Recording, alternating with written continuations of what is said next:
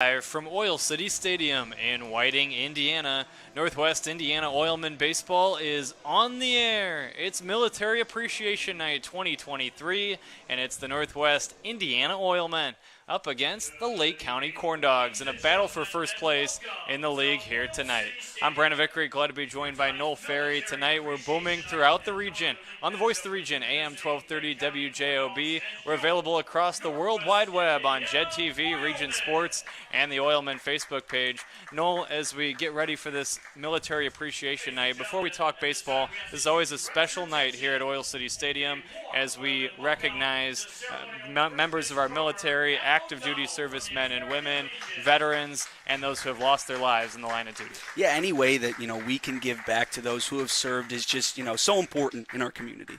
Let's talk about this baseball game here tonight. It's the Oilmen and the Corn Dogs, and these two teams get together with first place on the line. Always a lot at stake when these teams face off. Definitely. The last couple matchups, 3 of which have been here at Oil City. Oilmen have won 3 straight. Corn Dogs started off on a 3-game win streak against the Oilmen. So really, it seems like it's for all the marbles tonight. The Oilmen have been playing well of late. Both these teams have been hard to beat on their home fields this season.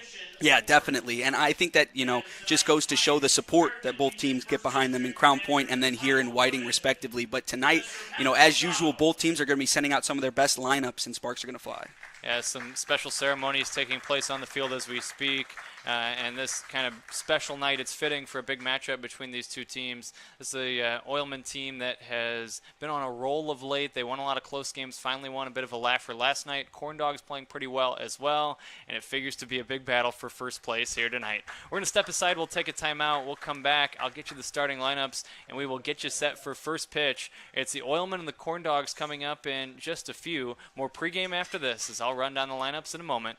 We'll be back in 2 minutes on the Northwest Indiana Oilmen Broadcasting Network.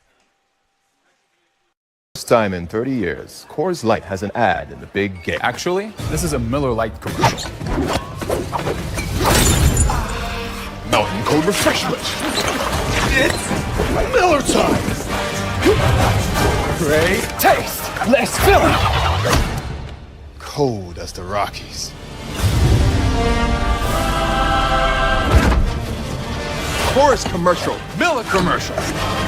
Actually, it's a Blue Moon commercial. I am a success. I am the future. I am. I am. I am. I am. I am. I am. I am. I am. I am Ivy Tech Community College. Are you? Wait! Let me help! Lando Frost! Premium meat! Delicious! And no byproducts! Toss it in. Et moi? Okay. Whee! Make a smart choice. Land of Frost Premium Meat. It's common for back patients to have a lot of questions, but at Midwest Orthopedic Specialty Hospital, we ask a lot of questions too. We want to know about their jobs, their hobbies, their lifestyle.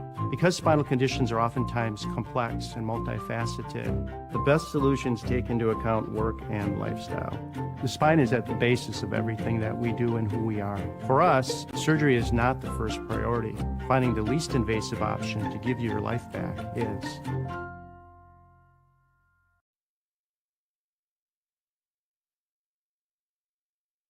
Rise and shine. All right. WJOB's Jim Deedlow starts your weekdays at 6 a.m.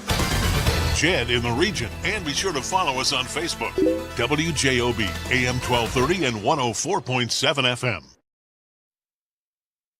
Back at Oil City Stadium, the lineup cards have been exchanged. Pat O'Donnell has been recognized from the American Legion as he was recognized in a pregame ceremony, and ground rules have been discussed. Lineups are being introduced. That means it's my cue to give you the starting lineups for tonight's game, starting with the visitors from Lake County. Leading off and playing center field is Kevin Hall. Batting second and playing second base, Tyler Schultz. It's Schultz hitting second. Batting third is designated hitter Rocco Stevanovic. Stevanovic hitting third at DH. Batting cleanup and playing first base, Doug Loden. Loden hitting fourth. Batting fifth is third baseman Shane Jones. Hitting sixth and playing right field, Ethan Imlock. Batting seventh and left, Owen Winters. It's Winters hitting seventh and playing left field. Batting eighth is shortstop Zach Zykowski.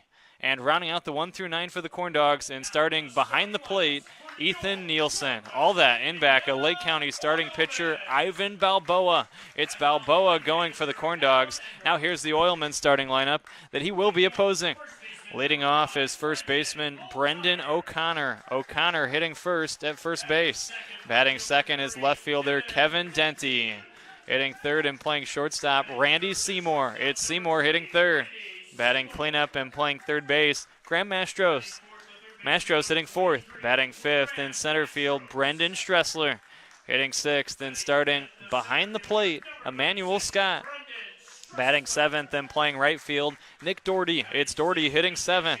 Batting eighth is second baseman Ryan Little. And rounding out the 1 through 9 for the Oilmen is designated hitter Chris Sahusky. All that in back of Northwest Indiana left-hander Steve Wasilewski. The Oilmen are being introduced, and they're taking the field defensively, wearing their special Military Appreciation Night uniforms, the red, white, and blue uniforms, red numbers on their backs. They have the patriotic and red Oilmen lettering across the front of the chest with the smaller red numbers on their fronts, the blue caps with the red, white, and blue Oilmen logo on the front of that cap. They have the white pants for the homestanding Oilmen, and we are about to join in the performing of tonight's national anthem, and we will listen in live and have the anthem for you here in just a moment as the colors are being performed or presented, and the anthem is going to be performed, both sang and played here in just a moment. So we will join that live on Military Appreciation Night. Can you see by the dawn's early light what so proudly we held at the twilight's last gleaming, whose broad stripes and bright stars through the perilous fight, all the ramparts we watched was so gallantly streaming.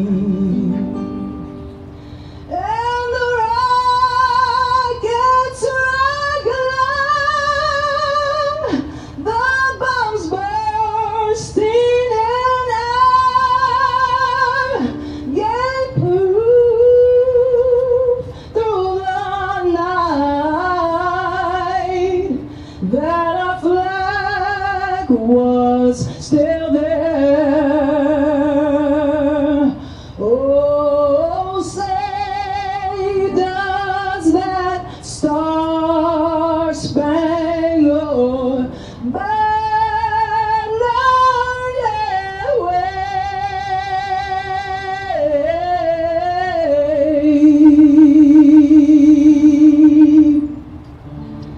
for the land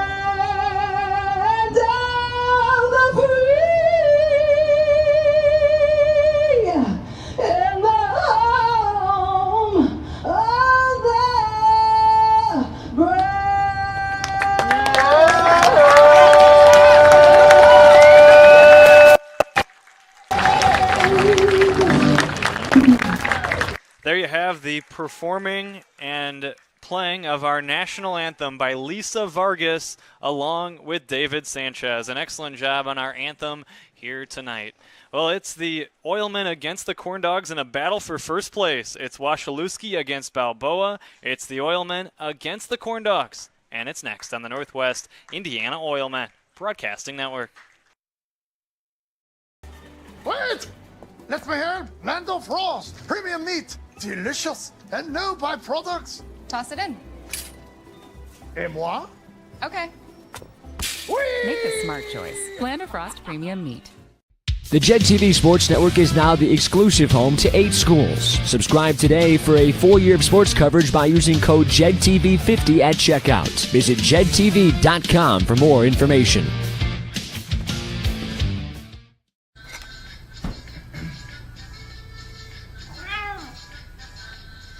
You didn't do anything wrong. You just didn't know Miller Lite has more taste and only one more calorie than Michelob Ultra. Now you do.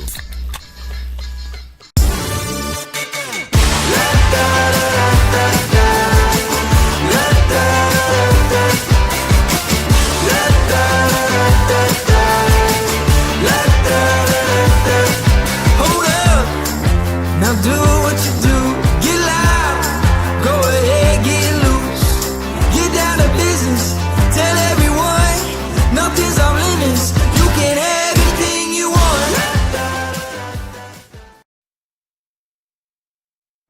Back at Oil City Stadium, the pre-game presentation, very special as always on Military Appreciation Night. The national anthem, job well done, a few moments ago. We told you about the special Oilmen uniforms. They are on the field defensively sporting those. Corn Dogs wearing the blue uniforms with white numbers on their backs. They've got the white Corn Dog logo on the front of the chest, the blue cap and the Corn Dog logo on the front of that cap as well. They're wearing white pants here tonight at Oil City Stadium. The umpires are all set to work today's game. It'll be Anthony Ochoa calling all the balls and strikes, and it's our old friend, his first appearance this year at Oil City Stadium.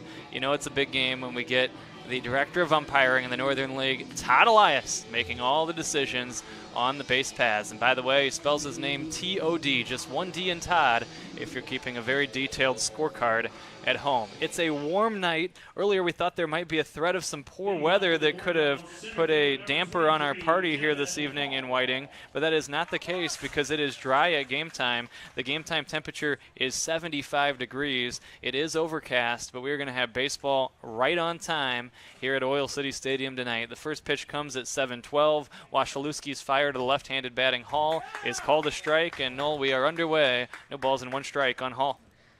Hall, that really reliable guy the Corn Dogs can count on to lead them off, not just at the start of the game, but at various innings throughout the game.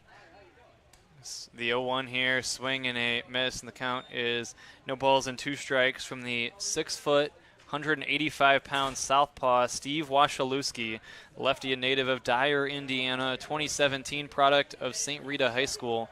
Batting with a count of 0-2 is Hall. Here comes Wasilewski back, and look out, this is in on the hands of Hall, and in fact, let's see here, did he get hit by a pitch or did it hit off his bat? He's discussing that with Anthony Ochoa. The call was foul ball originally here, but we're going to have a discussion right from the get-go as Todd Elias is going to jog in and talk it over to see if perhaps he had a better angle as Anthony Ochoa asked for help here.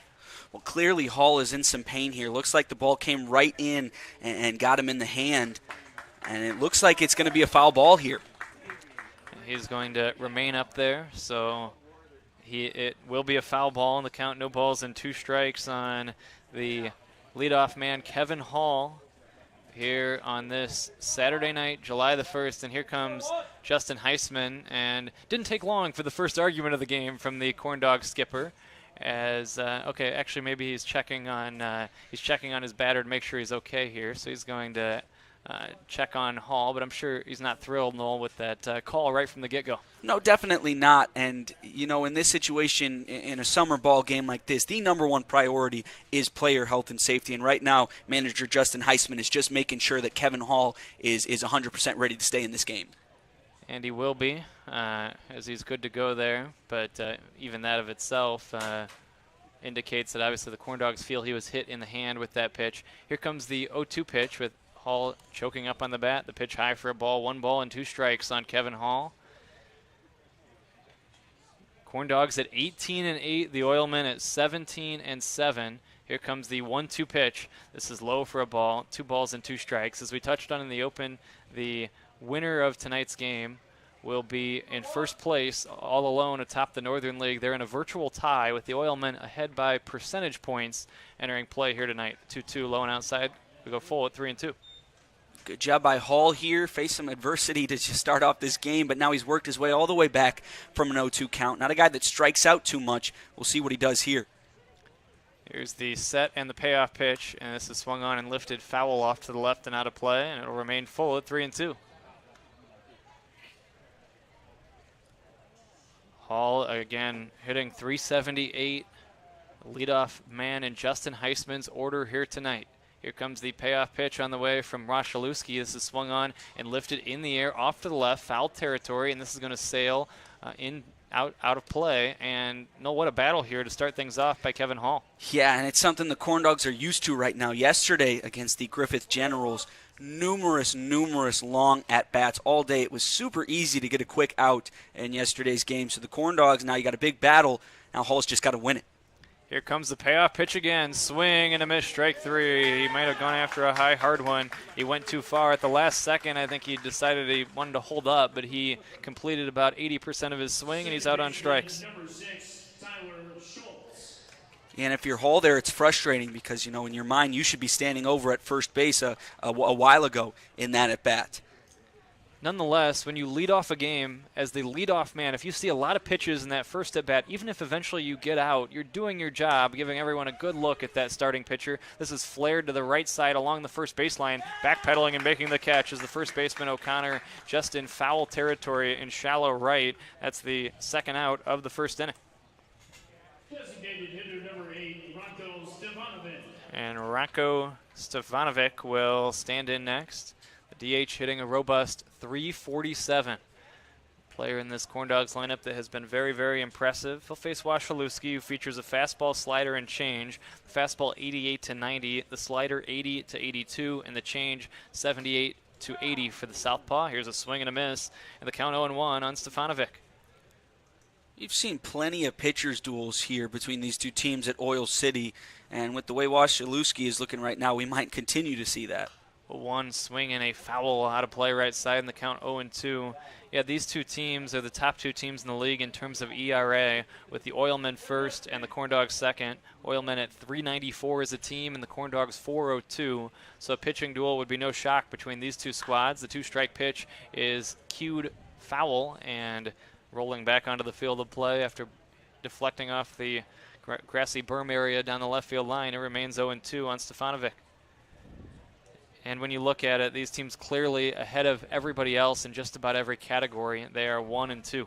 Here's a two-strike pitch. This is swung on and lifted foul off to the right and out of play. In batting average, it's the opposite of ERA, with the Corn Dogs a slight lead at .281, leading the league, and the Oilmen not far behind at .278.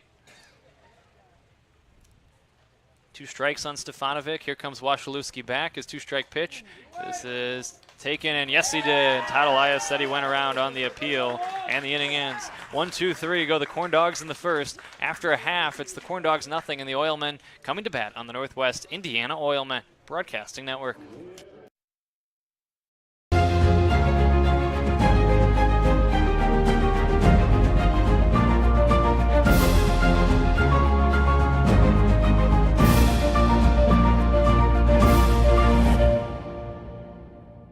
When life takes you places and you can't get to the store, shop online with Strack and Van Til To Go. Our to-go service is easy to use, and it can save you time and money. Once your order is in, our own Strack and Van Til team preps your order with care. For delivery or pickup, enjoy the convenience of letting our to-go team shop for you. Enjoy your special moments. Sign up online today at shop.strackandvantil.com. That beach is just too hot. I mean, God, look at it. It's making the sand burn, the mouth dry, the skin cry. I mean, everything's just... Oh, there's Coors Light. Well, mouth desert, meet ice cold beer. Mountain cold refreshment. That's chill. BP's natural gas teams use Smart App technology to share data from any well instantly, so they can analyze trends and stop potential problems in their tracks. Because safety is never being satisfied and always working to be better. Have a student headed to college this fall? If so, you probably have questions, and the best place to find answers is Ivy Tech Community College. Ivy Tech is in your community and offers hundreds of options. Best of all, our tuition is a fraction of the cost of other colleges. Complete a free application to... Well, we want to give a very, very special recognition tonight to the presenting sponsor of Military Appreciation Night, and that is Hard Rock Casino. One detail I didn't mention when I described the beautiful Oilmen uniforms is that there's Hard Rock Casino lettering above the numbers on their uniform backs. They also have the flag patch, the American flag, on the right sleeve, and the Oilmen logo on the left sleeve. Here's a swing and a miss, and the count, no balls and a strike on O'Connor. Here's the set from Balboa and the 0-1. Swinging a bouncing ball to the left side. This is going to be fielded by the third baseman Jones, and it's going to be thrown to first in time. O'Connor never left the box. He must have thought it hit off his own body, and he's arguing with Anthony Ochoa about this call. Had he ran it out, he would have had a chance on this slow chop to third. Instead, he's the first out of the first inning. I was surprised there. You saw it off the bat of O'Connor there, and then Jones looking pretty nonchalant in that throw, and then you realize that O'Connor wasn't even taken off. So, yeah, in a situation like that, the best thing you can do is just run. Now it's Kevin Denty standing in. 1 out, and the base is clear. Here's the first pitch from Balboa. This is line to right center. It's going to get down for a base hit. It's a 1-out single for Denty, who continues to rake. He's been hot of late. He's hitting .333 on the season, and the Oilmen have the game's first hit here in the first inning. Oilmen looking aggressive to start off the day. 3 straight swings for their batters, and they got one on first now. Randy Seymour will step up to the plate next with 1 out and 1 on. Scoreless game. Here's the pitch taken for a strike, and the count 0-1. Seymour hitting just like Denty right at .333. Here's the 0-1, swing and a miss, and the count no balls and 2 strikes.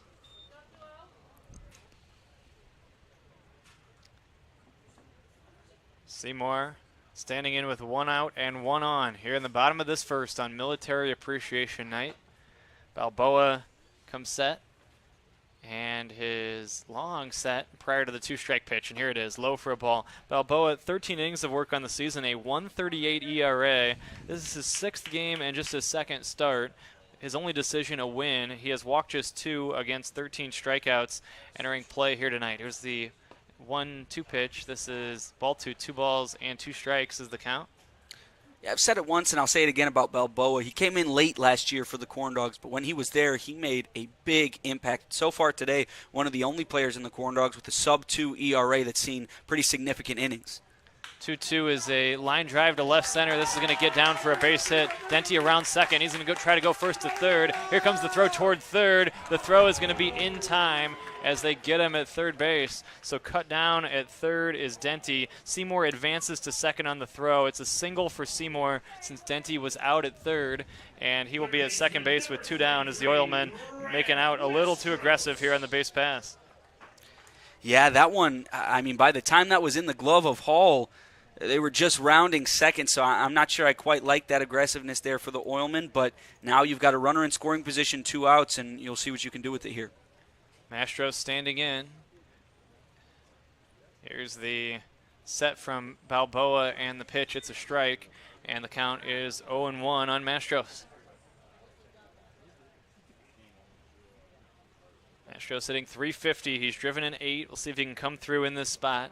Balboa, 2022 Hobart High School product.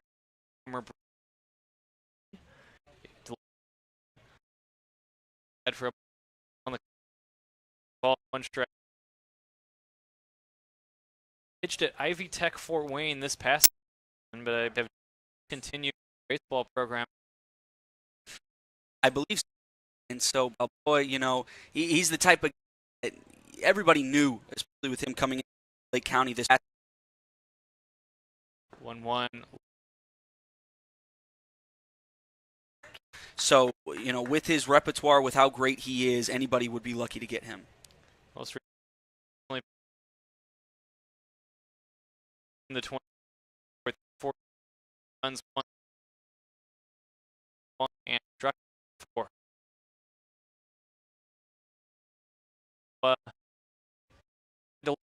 The ball, down 3 balls and a strike. In with a runner at second base. The Oilmen back singles, but they made out the sales in this first.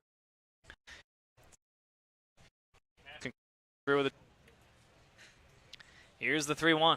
Swinging a ground ball to the left side. It'll be picked by the shortstop.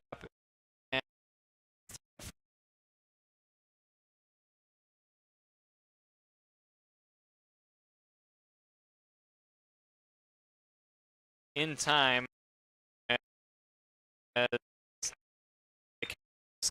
made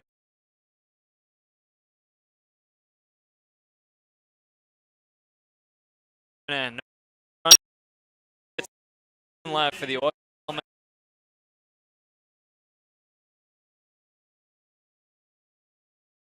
Oilmen nothing, Corn Dogs nothing on the Northwest Indiana Oilmen Broadcasting Network.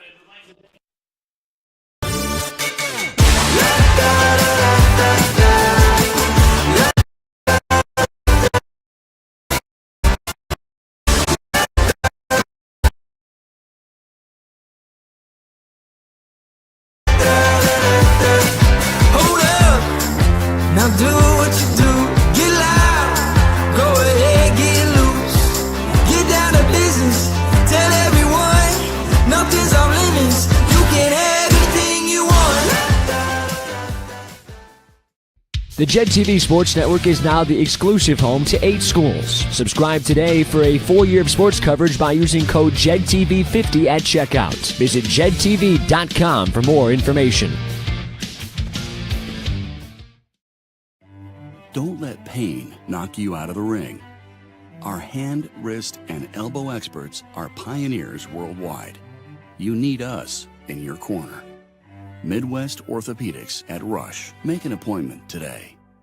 After our minimally invasive spine surgery, 80% of golfers maintained or improved their handicap. Be treated by the pros to play more like a pro. Midwest Orthopedics at Rush. Make an appointment today. Officially, it's a fridge full of beer. Unofficially, it's free AC. Coors Light, the official beer of everything. Back at Oil City Stadium, it is Military Appreciation Night presented by Hard Rock Casino. Discover your rhythm at Hard Rock Casino, Northern Indiana, just off exit 6, I-8094. It is a proud partner of the Northwest Indiana Oilmen and the presenting sponsor of tonight's game, Hard Rock Casino, Northern Indiana.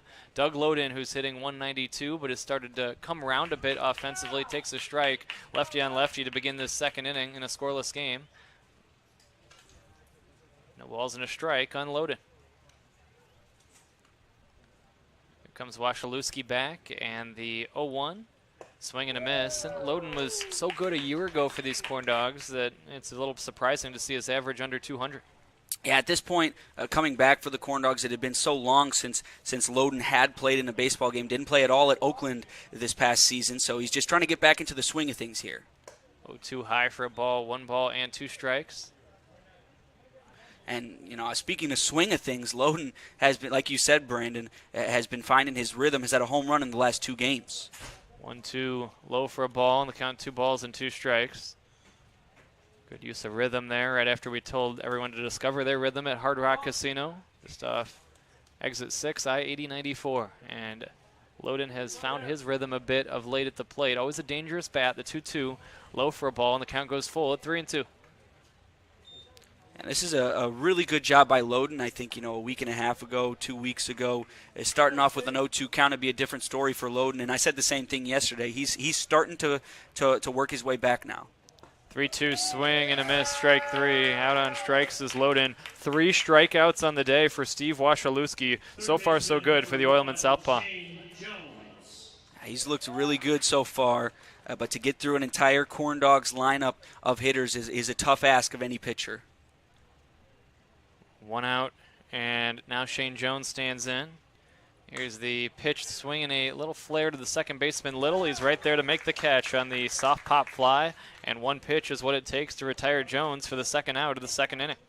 Right fielder, number 18, That hit sounded a little weird. I'm almost wondering if that might have did some damage to Jones's bat there. But now Ethan Imlock up.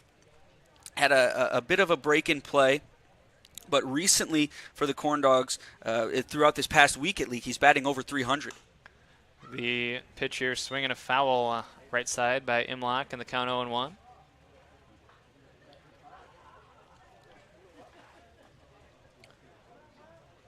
Here's the 0-1 pitch. This is taken high for a ball. 1 ball and 1 strike. 2 outs in the top of inning number 2. Wasilewski facing Imlock. Here's the 1-1. swinging a line drive right at the shortstop Seymour, and that is the third out of this inning. 1-2-3 go the Corn Dogs in the second. We have played an inning and a half. It's the Oilmen nothing and the Corn Dogs nothing on the Northwest Indiana Oilmen Broadcasting Network. Football legend Tom Flores, a.k.a. the Iceman, a.k.a. the first Latino quarterback and head coach ever, a.k.a. why isn't he in the hall yet? Well, Coors Light is going to do something about it. I'll drink to that. You guys are crushing it. See how 8 grams of healthy protein in Land of Frost premium meat gives you energy and keeps you full. Let's get those buns toasted and bread. Cheese, 10 more. Go. I'm getting shredded. Make the smart choice. Land of Frost Premium Meat. When life keeps you busy and you can't get to the store, shop online with Strachan Van Til To Go. Our to-go service is easy to use. Register using your rewards account information, fill your virtual cart, and choose delivery or pickup. Once your order is in, our own Strachan Van Til team preps your order with care. With our to-go service, you can earn reward points and save time and money with our online coupons and weekly ad prices. Life made simple, shopping made easy. For more information or to sign up, visit shop.strachanvantil.com. Safety doesn't come in a box. It's not a banner that goes on a wall. It's not something you do now and then, or when it's convenient. It's using state-of-the-art simulators to better prepare for any situation. It's giving offshore teams onshore support, and it's empowering anyone to stop a job if something doesn't seem right. At BP, safety is never being satisfied and always working to be better. Brendan Stressler swings the first pitch and fouls it off, and the count no balls and 1 strike on Stressler to begin the bottom of inning number 2. Balboa back out for his second inning of work. In the top of the next half inning, we will have Pat O'Donnell stop by and join me. Here's the pitch low and outside, inside for a ball, 1 ball and 1 strike.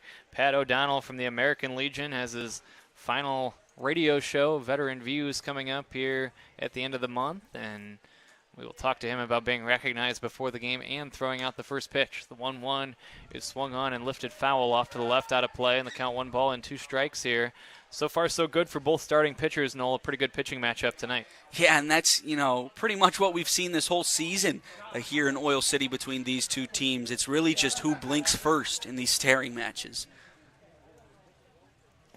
Here's a swing and a miss, and that is out. Number 1, as striking out is Stressler to begin the second inning. Number 4, Emmanuel Scott. Emmanuel Scott will stand in next.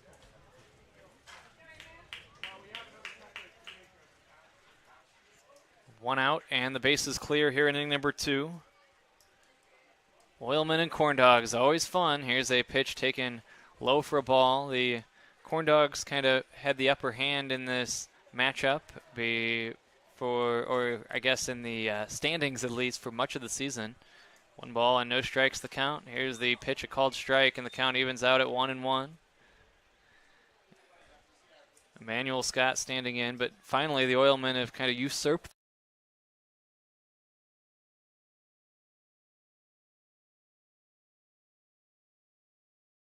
And finally, after beating the Corn Dogs on Wednesday of this week, and then the Corn Dogs falling to the Panthers on Thursday, that allowed the Oilmen to, or maybe it was, here comes the 1-2 swing and a miss, and that is strike 3, back-to-back strikeouts to begin the frame.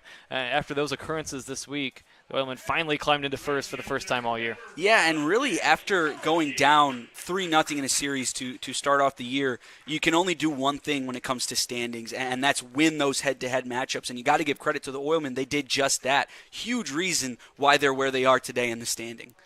Balboa has struck out back-to-back men to start this inning. Nick Doherty looks at a strike, and the count no balls and 1 strike.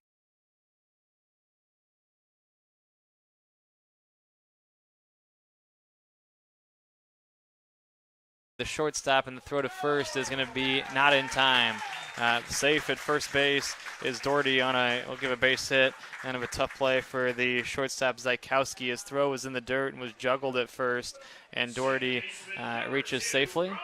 And now the Oilmen will have Little come up with 2 outs and a man at first. Yeah, Zykowski there even almost got it off that bounce from his glove. Almost looked like he barehanded it after that, and Loden tried to scoop it, but just barely couldn't.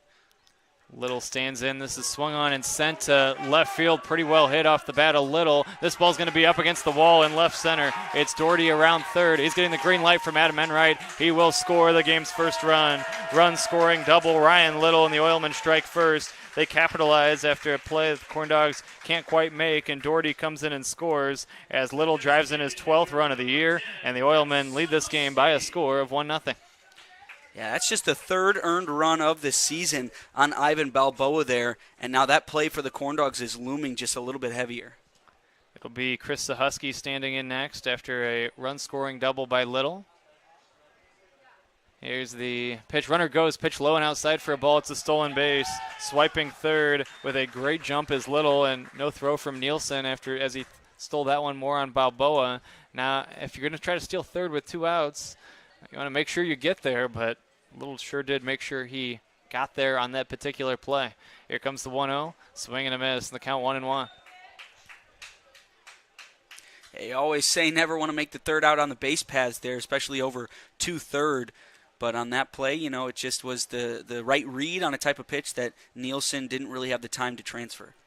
Here comes the 1-1. Swing and a miss, and the count 1 ball and 2 strikes on Sahusky. And here, if you're Balboa, Sahusky has given you 2 pretty weak swings in a row. So maybe, try to blow something past him here, but you want to get your 3rd strikeout of this inning. 1-2 on Sahusky. Here's the 1-2 pitch. It's taken for strike 3 called. Caught looking as Sahusky, and the inning ends. The Oilmen do damage. They score once on 2 hits and leave 1. After 2, it's the Oilmen 1 and the Corn Dogs nothing on the Northwest Indiana Oilmen Broadcasting Network.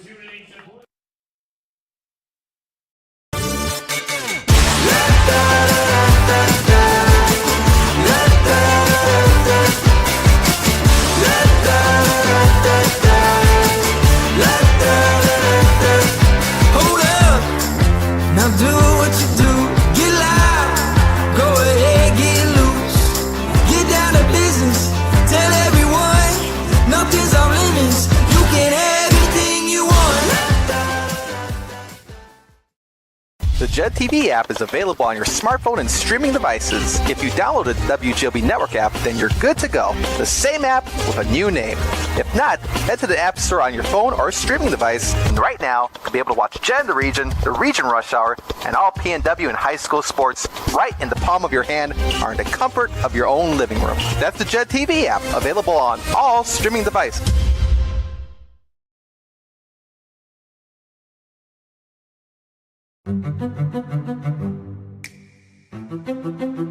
I've never seen ads on top of the roof where it's helping the community.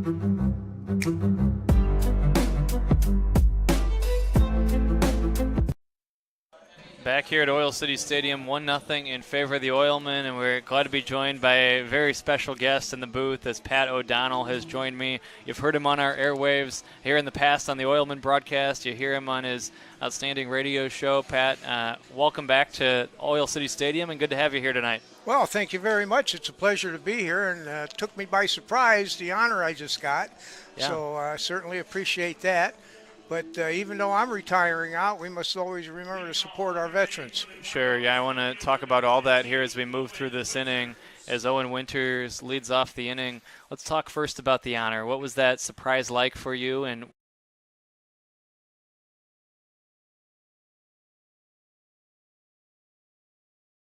building homes for vets, 75 permanent housing unit we established in Hobart. Doing a lot of work for the state and for the 1st District, for all the veterans organizations, and WJOB, Veterans News, has been the spearhead of a lot of things that have happened, including the Veterans Court. We've always been fighting for veterans legislation to make it easier on the veterans here in the area and in the state. So Veterans News will continue without me as I retire, and the guys that are on there, they're doing an excellent job, and they'll be able to continue to do another job, excellent as time goes by. They're a great bunch of people. We're going to be spearheading some things before I leave, and We're going to look into that probably in the first week and a half. And end of the month, I'll be calling it quits. And I think there's a lot of people out there that'll be able to take my place and hopefully keep going. We need younger guys like yourself. Sure. I'm sure that as winter strikes out here and Zajkowski will stand in against Wasilewski, first pitch is tapped foul. I'm sure that it has to come with some bittersweet emotion to wrap up your tenure and retire from Veteran Views, but at the same time leaving it in a good place and having the opportunity to see it. I left it in a real good place, and certainly I'm sure that the younger generation coming up will be able to continue to carry on and help the veterans of our community. Yeah, let's talk about this night here tonight, Military Appreciation Night. We've had you on our broadcast just about every year that we've had this event, and this has been kind of ingrained in the a night dedicated to military appreciation. How important is this? How meaningful is it to be able to recognize those who have served and those who serve our country? This is a great endeavor here to honor our veterans and military personnel here tonight. And it shows that the community cares, and the citizen soldiers of our area here, they care about the veterans. And it's great. And we have a good time out here. This is a great way to spend an evening. Come on out, watch the game, buy yourself a hot dog or a Coke, a beer, if you're over 21, have a good time and enjoy and relax and watch the game. Yeah, no question. It's always fun to be out here at the ballpark, and this is an especially meaningful night as the 0-2 is high here for a ball, 1 ball, and 2 strikes. And also always fun when you get the chance to throw out the first pitch. Well, that was fun. I haven't thrown a pitch since I was 11 years old. And here's a nice play by the Oilmen defense. The inning is over after the play by the Oilmen shortstop. Well, the inning came and went. Pat, thanks for dropping by for a few minutes to chat. Hey, always fun thank you catching very up much, with you. and it's always a pleasure. Thank you. Hey, there he is, Pat. Broadcast each and every year. Well, we'll take a break. We'll come back with the bottom of the third. 1-0 Oilmen on the Northwest Indiana Oilmen Broadcasting Network. These days, it's recommended that you keep your social circle small. Of course, here, we've always recommended that. It's Miller time. BP's natural gas teams use smart app technology to share data from any well instantly, so they can analyze trends and stop potential problems in their tracks, because safety is never being satisfied and always working to be better. Hello, Hoosier fans. Jim Coyle with Indiana Sports Beat Radio, the only show that covers the Hoosiers, the Big Ten, the Colts, the Pacers, and more. And now you can catch us each Monday through Friday from 11 a.m. to 1 on WJOB, the voice of the region. Daily guests like Don Fisher, Mike DeCourcy, Bob Kravitz, and Rick Bozich, the coaches, the players, and playmakers. You'll find them all on Indiana Sports Beat Radio with Jim Coyle, Monday through Friday, 11 to 1 on 1230 a.m. and 104.7 FM. Who is the IBEW? We're the people who bring the power to your home, the ones who make sure your phone calls and internet keep speeding along. We build things like schools and hospitals. We bring the biggest shows and sporting events to the world, keep America's railroads on the right track, help cities, states, and the federal government work for you. And we proudly build products made in the USA. The International Brotherhood of Electrical Workers, the IBEW.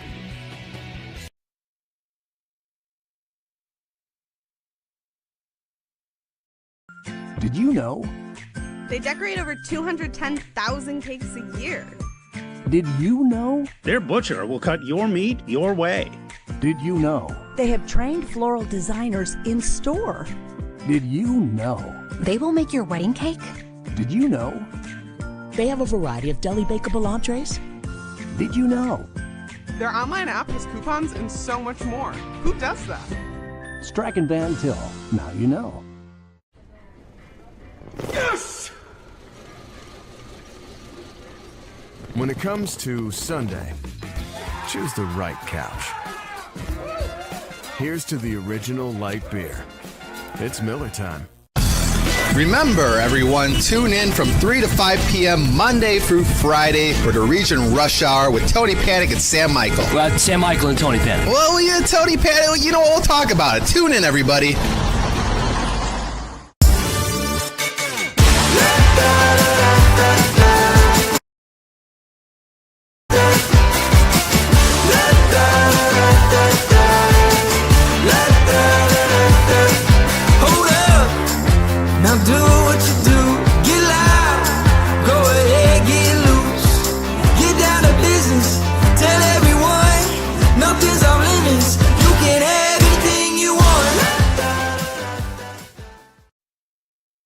For a limited time only, you can shift gears, reroute your GPS to your nearest White Castle and get 12 classic, new spicy buffalo, or new Hidden Valley Ranch chicken rings for only $3.99. Try them all today.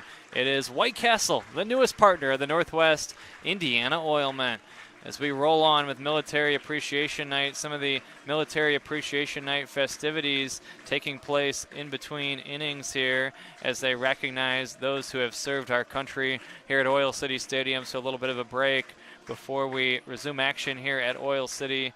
It was good to hear from Pat O'Donnell a few moments ago from the American Legion and his outstanding radio show, Veteran Views. He'll continue on the show through the end of the month, and then starting after July the 31st, he said some younger blood will take over Veteran Views, and we'll have it for you on our flagship station, AM 1230 WJOB. As the throw goes down to second base, the between innings military recognition and salute all the men and women who have served in every branch of our armed forces during the Armed Forces Medley has concluded. And we have baseball again as Brendan O'Connor leads off this third inning with the Oilmen leading the Corn Dogs by a 1-0 score. Balboa will toe the rubber. His pitch is taken for a strike and the count 0-1. Bit of a strikeout fest we have going on right now. 8 total between these two teams. It's the 0-1. It's inside for a ball. Yeah, both pitchers, Noel, doing a nice job of putting guys away via the strikeout. 1 ball, 1 strike, the count on O'Connor. 3 strikeouts in that second inning for Balboa. Here's his 1-1 pitch. This is taken low and outside for a ball, 2-1. The season series is even between these two teams. The Oilmen losing those 3 from the get-go at Legacy Fields, but now have won 3 straight head-to-head meetings with the Lake County Corn Dogs, all right here at Oil City Stadium. The 2-1 is a strike, and the count evens out at 2-2. Corn Dogs are just 500 away from Legacy Fields, so as dominant as they've been on their home field with the Corn Dogs 11-1 at home. Here comes the 2-2. It's taken low, a check swing, and no swing, says Todd Elias, and the count goes full at 3-2. They've been a 500 ball club away from Legacy Fields. Yeah, and we currently, the Corn Dogs see themselves in the beginning of a 10-game away stretch, so really you can view it as an opportunity to beef that record back up. 3-2 taken low for both. Working the walk is the leadoff batter, Brendan O'Connor.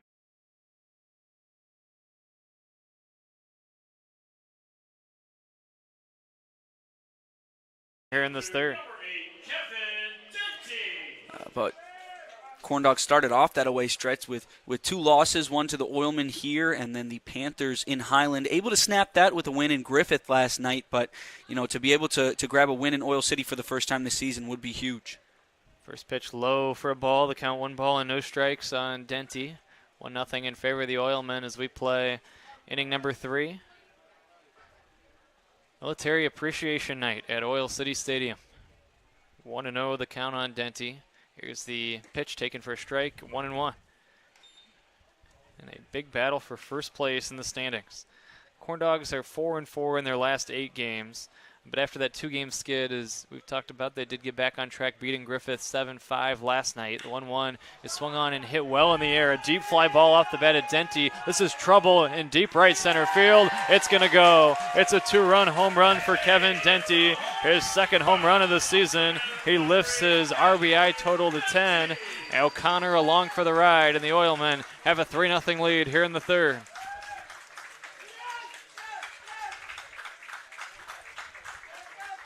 O'Connor walked, and then paying for the walk is Balboa. Unloads a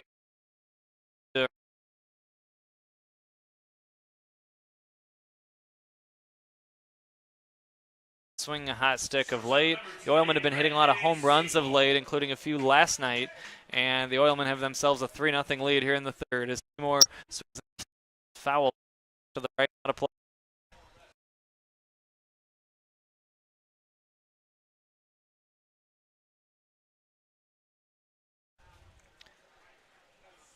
Oilmen, meanwhile, after that 0-3 start, are 17-4 in their last 21 games. Here comes the 0-1 for a strike, and it's 0.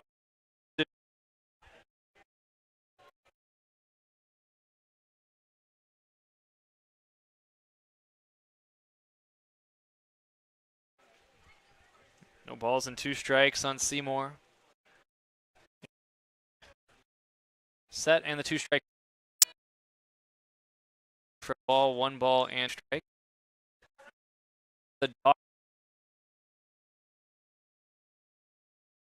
as you mentioned, that long road stretch for the Corn Dogs, and it comes at a time where every year there's that challenge of pushing through those July dog days. The 1-2 is taken for a ball. You start the season with a lot of energy and enthusiasm, and you end the season with a lot of excitement going toward playoff time. But kind of in early to mid-July, you hit that stretch where you have to keep motivating yourself to come to the ballpark every day. Here's the 2-2. Here's a drive to left center. This is a base hit. 3 straight Oilman base runners begin this inning. Seymour has his second hit of the game, and now Mastros will come up with a runner on and nobody out. But it's always a matter of which team can handle the dog days the best. That's going to be in the best position when we hit the final couple weeks of the season. Yeah, definitely. And, we're also approaching, it's been somewhat of a chilly summer so far to start off in June, especially. Even after warming up a bit, you saw the temperatures drop back down, but we have had some hot and humid days recently. This is low and outside for a ball, 1 ball and no strikes. And that, too, presents its own challenge for the ball players. Now here.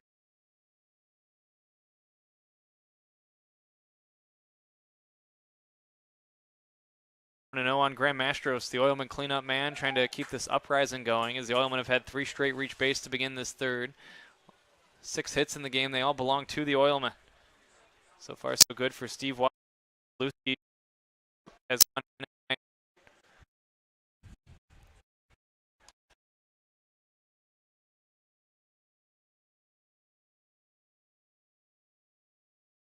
for a ball. 2 balls and no strikes, the count. 3-0 in favor of the Oilmen as we play inning number 3. Here's the 2-0.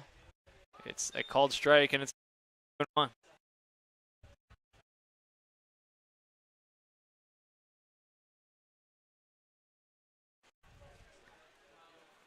3-0 Oilmen after they have scored twice in this inning on the Denty home run to right center. Here's the 2-1. It's a strike, and the count 2-2. These two teams both really dominating against all other competition. The Corn Dogs are 15-5 against non-Oilman teams, and the Oilmen 14-4 against everybody but the Corn Dogs, and they're 3-3 against each other. The 2-2 low and outside for a ball, and Seymour's going to advance to second. It's a wild pitch. Dirt ball read for Seymour, and on the wild pitch, he's now in scoring position with nobody out here in this third. But that makes these head-to-head matchups all the more important.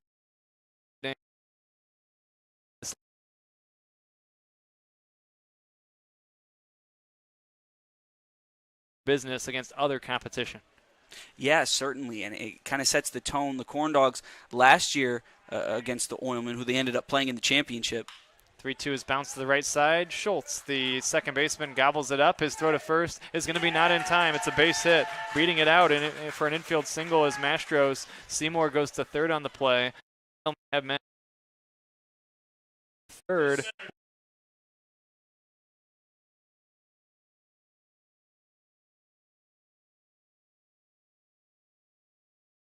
Ground ball to second, but Schultz took his time with it, stayed back on it, and just threw to first.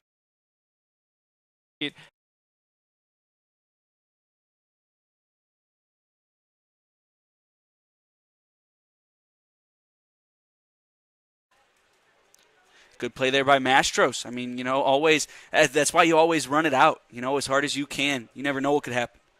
Stressler swings and lists this to left center over Winters. He makes the catch at third. Score at the second base. Oilmen have scored 3 times.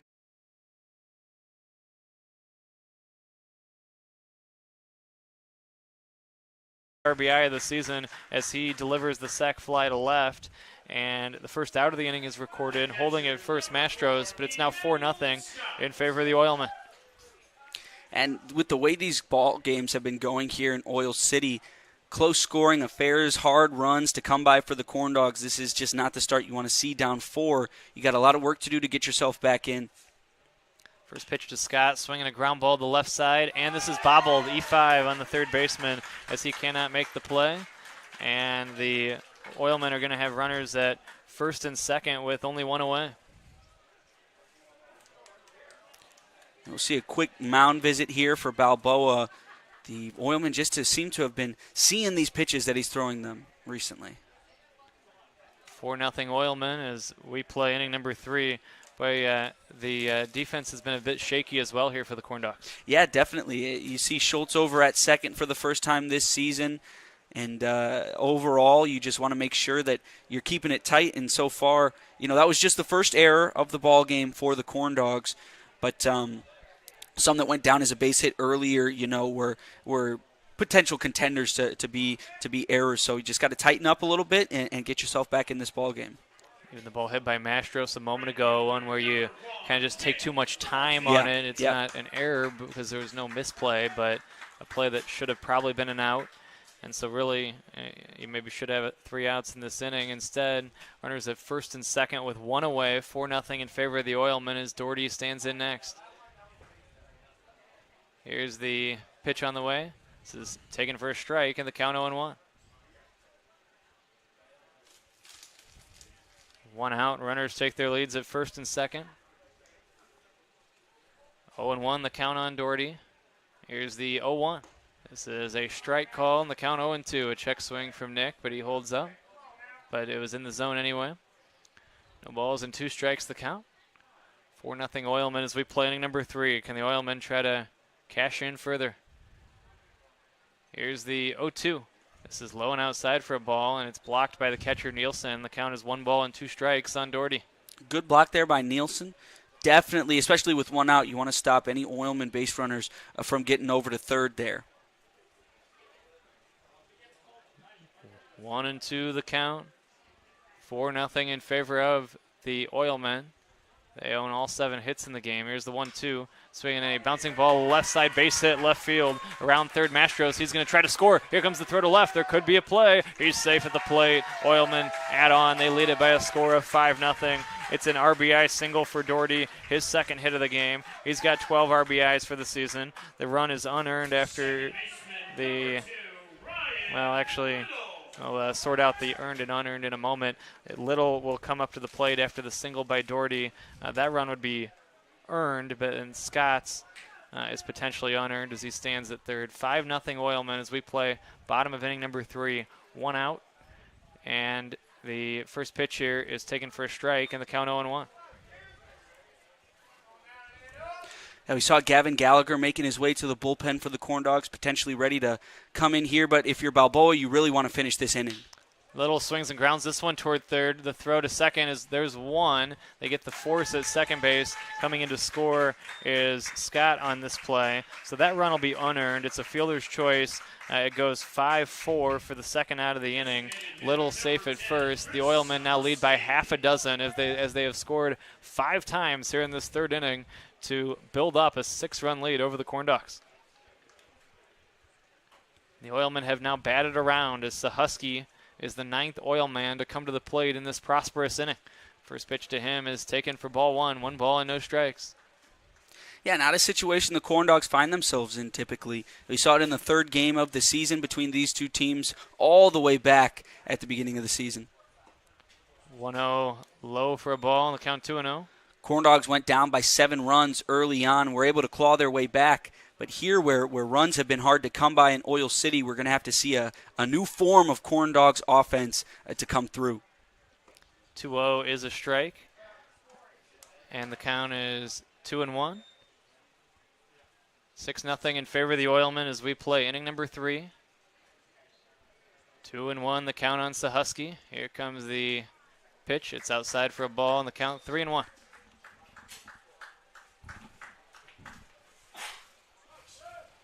Two outs, and the runner at first base, Little.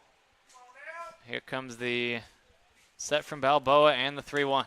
Swinging a bouncer foul left side. We go full at 3-2. 3-2 with 2 outs. In motion from first will be Little. Oilmen have a 6-run lead in this 3rd inning. Here comes the set and the payoff pitch. It's taken for strike 3 called. Out on strikes is Sahusky, and the inning comes to an end. But not before damage done, as the Oilmen put up a big inning, including the home run by Denty. They score 5 times on 3 hits and leave 1. After 3, it's the Oilmen 6 and the Corn Dogs nothing on the Northwest Indiana Oilmen Broadcasting Network. This place teaches you to be genuine, to be the same person today as you were yesterday.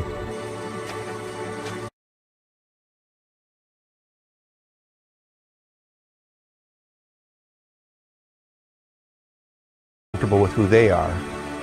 The values that built Indiana are here in Strachan Van Til. We're Indiana's grocery store, and we're proud to be Indiana made.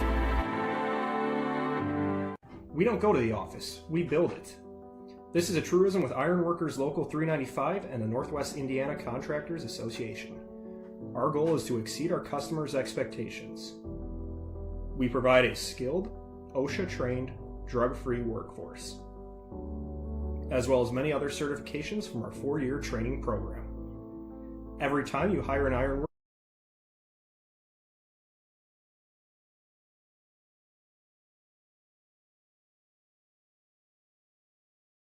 and drug-free journeymen and apprentices who take their job and your project seriously.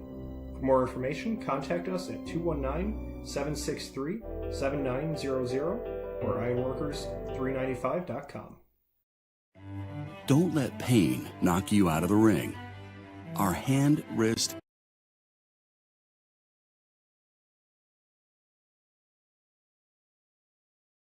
orthopedics at Rush. Make an appointment today. Back at Oil City Stadium, where the Oilmen a 6-run lead over the Corn Dogs after scoring 5 times in the bottom of the 3rd inning. It is now a 6-run lead for Steve Wasilewski as he toes the rubber once again. Kevin Hall, the leadoff Corn Dog, swings and drills this one in the air to deep right field. Back on it, Doherty on the track. Doherty leaps up, and he makes the catch in deep right field. What a play by Doherty. Hall puts a ride into one to deep right, but Doherty able to make the catch on the warning track for. He was going back on that one. I thought that might have been out of here, but all the way back at the warning track. A good grab there, and a little bit of a momentum killer for the Corn Dogs. Wasilewski has retired all 10 Corn Dogs he has faced as we play inning number 4. That is the 2nd out of the 4th inning. I might be just imagining this, but the amount of lineouts we've seen from the Corn Dogs batters to these Oilman defenders here in Oil City, I just feel like they're racking up. And really, I think what that tells you is the Corn Dogs are making good contact.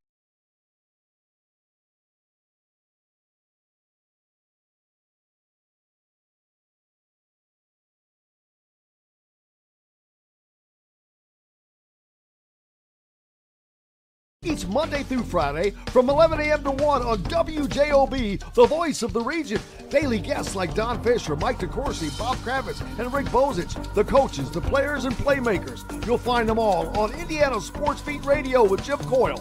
Monday through Friday, 11 to 1 on 1230 a.m. and 104.7 FM. Meet football legend Tom Flores, a.k.a. the Iceman, a.k.a. the first Latino quarterback and head coach ever, a.k.a. why isn't he in the hall yet? Well, Coors Light is going to do something about it. I'll drink to that. It's common for back patients to have a lot of questions, but at Midwest Orthopedic Specialty Hospital, we ask a lot of questions too. We want to know about their jobs, their hobbies, their lifestyle. Because spinal conditions are oftentimes complex and multifaceted, the best solutions take into account work and lifestyle. The spine is at the basis of everything that we do and who we are. For us, surgery is not the first priority. Finding the least invasive option to give you your life back is.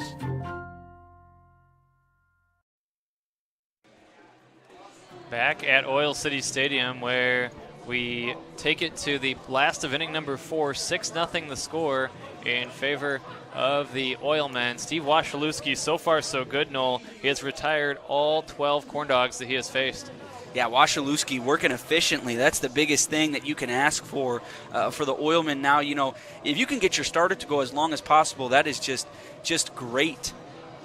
Ordering groceries has never been easier. New online shopping at Strachan Van Til Market saves you time and money. In-store sale prices, pickup or delivery options, online coupons, rewards points, and more. Sign up at shop.strachanvantil.com today. It's Strachan Van Til, a proud partner of the Northwest Indiana Oilmen. O'Connor will lead off the bottom of this 4th inning. 6-0 in favor of the Oilmen. Here comes the pitch to him. It's taken for a strike, and the count 0-1.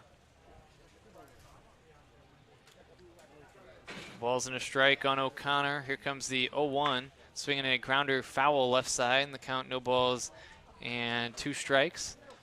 Debbie Rosenwinkel is going to stop by at some point here from Indiana Fallen Heroes, so we will talk to her on the broadcast at some point in the next inning or two. 0-2 the count on O'Connor, leading off this inning against the new pitcher for the Lake County Corn Dogs. This is outside for a ball. Gavin Gallagher.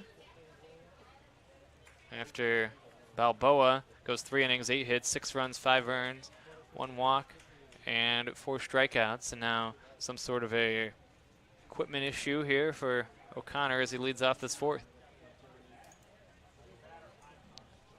And he will make his way back up to the dish for the 1-2.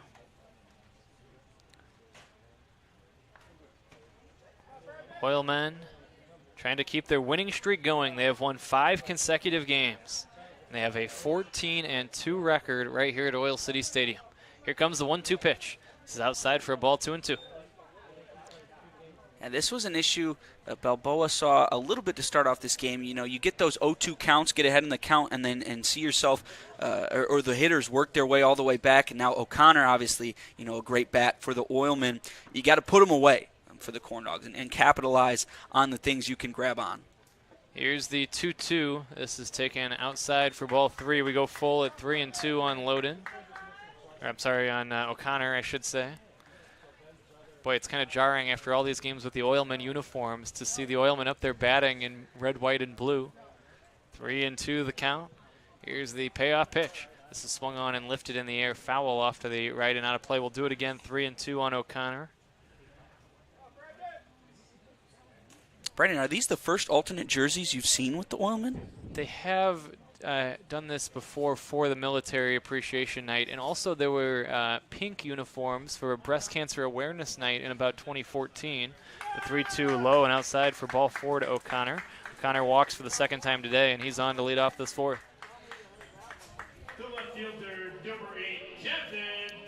Now it'll be Kevin Denty standing in. Trying to think if there are any others. Those are the 2 that come to mind, other versions of the Military Appreciation Night, and then also the pink uniform night. 6-0 in favor of the Oilmen as we play bottom of inning number 4. Look out, this is low and in for ball 1. Oilmen downing the Panthers 15-2 last night, but it was 6-2 mid-7. Oilmen finally able to breathe easy after a big bottom of the 8th inning. They had 3 straight games decided in the 8th or 9th prior to last night. The 1-0 swung on and sent the other way foul, and it's going to be caught by Jones, the 3rd baseman, for the first out of the inning. So after the home run his last time, Denty is retired by the new Lake County pitcher as Gallagher sends him down for the first out of the fourth. And that's a big out to grab there. It's an instance where, in this previous inning, the Oilmen were able to score runs even on the plays where the Corn Dogs were able to grab some outs, a sac fly, a fielder's choice. And so to be able to grab a clean out with no damage done is big for the Corn Dogs defense right now. Runner goes, pitch low and outside for a ball, and it's a stolen base. Stealing second base is O'Connor. He was in motion with that pitch. Ball eventually got away from Nielsen, but give O'Connor the steal, and now a base hit could drive in another run.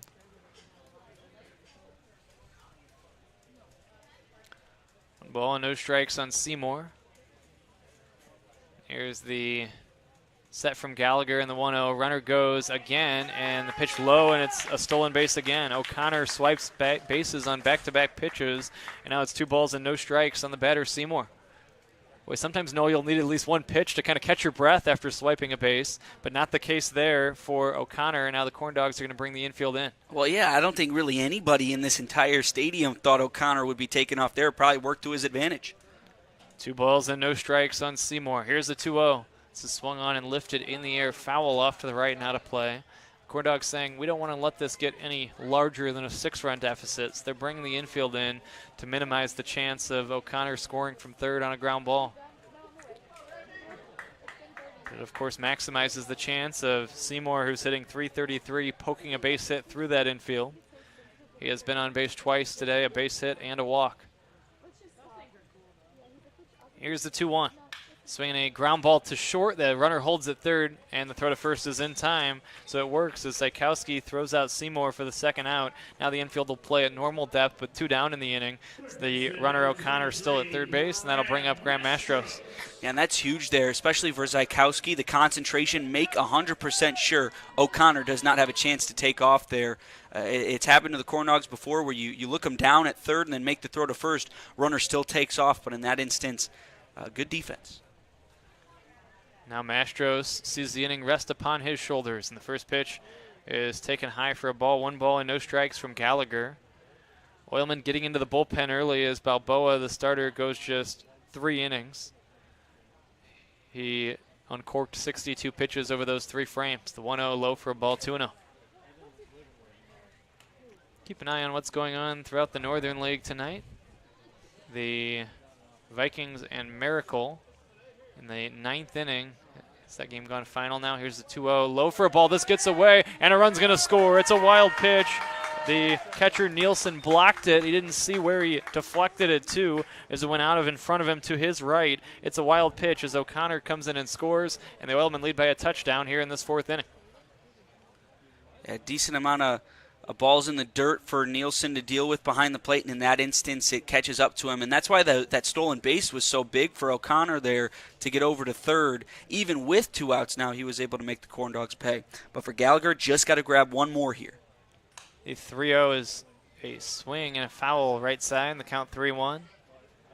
Vikings have beaten the Miracle, it appears, by a score of 5-3 tonight. And then it's the Panthers and Generals going at it yet again over in Griffith.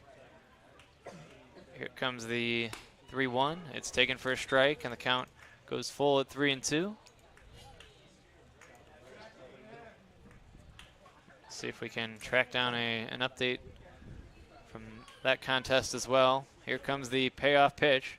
It swung on and cracked to short. This is picked up by Zykowski. His throw to first is going to be in time, and the inning ends. But now before the Oilmen do damage, they manufacture a run on no hits and leave none. We have played 4. It's the Oilmen 7 and the Corn Dogs nothing on the Northwest Indiana Oilmen Broadcasting Network. BP's natural gas teams use smart app technology to share data from any well instantly, so they can analyze trends and stop potential problems in their tracks, because safety is never being satisfied and always working to be better. You guys are crushing it. See how 8 grams of healthy protein in Land of Frost premium meat gives you energy and keeps you full. Let's get those buns toasted and bread. Cheese, 10 more, go. I'm getting shredded. Make the smart choice. Land of Frost premium meat. I am a success. I am the future. I am. I am. I am. I am. I am. I am. I am. I am. I am Ivy Tech Community College. Are you? When life keeps you busy and you can't get to the store, shop online with Strachan Van Til To Go. Our to-go service is easy to use. Register using your rewards account information, fill your virtual cart, and choose delivery or pickup. Once your order is in, our own Strachan Van Til team preps your order with care. With our to-go service, you can earn reward points and save time and money with our online coupons and weekly ad prices. Life made simple, shopping made easy. For more information or to sign up, visit shop.strachanvantil.com. That beach is just too hot. I mean, God, look at it. It's making the sand burn, the mouth dry, the skin cry. I mean, everything's just... Oh, there's Coors Light. Well, mouth desert, meet ice cold beer. Mountain cold refreshment. That's chill.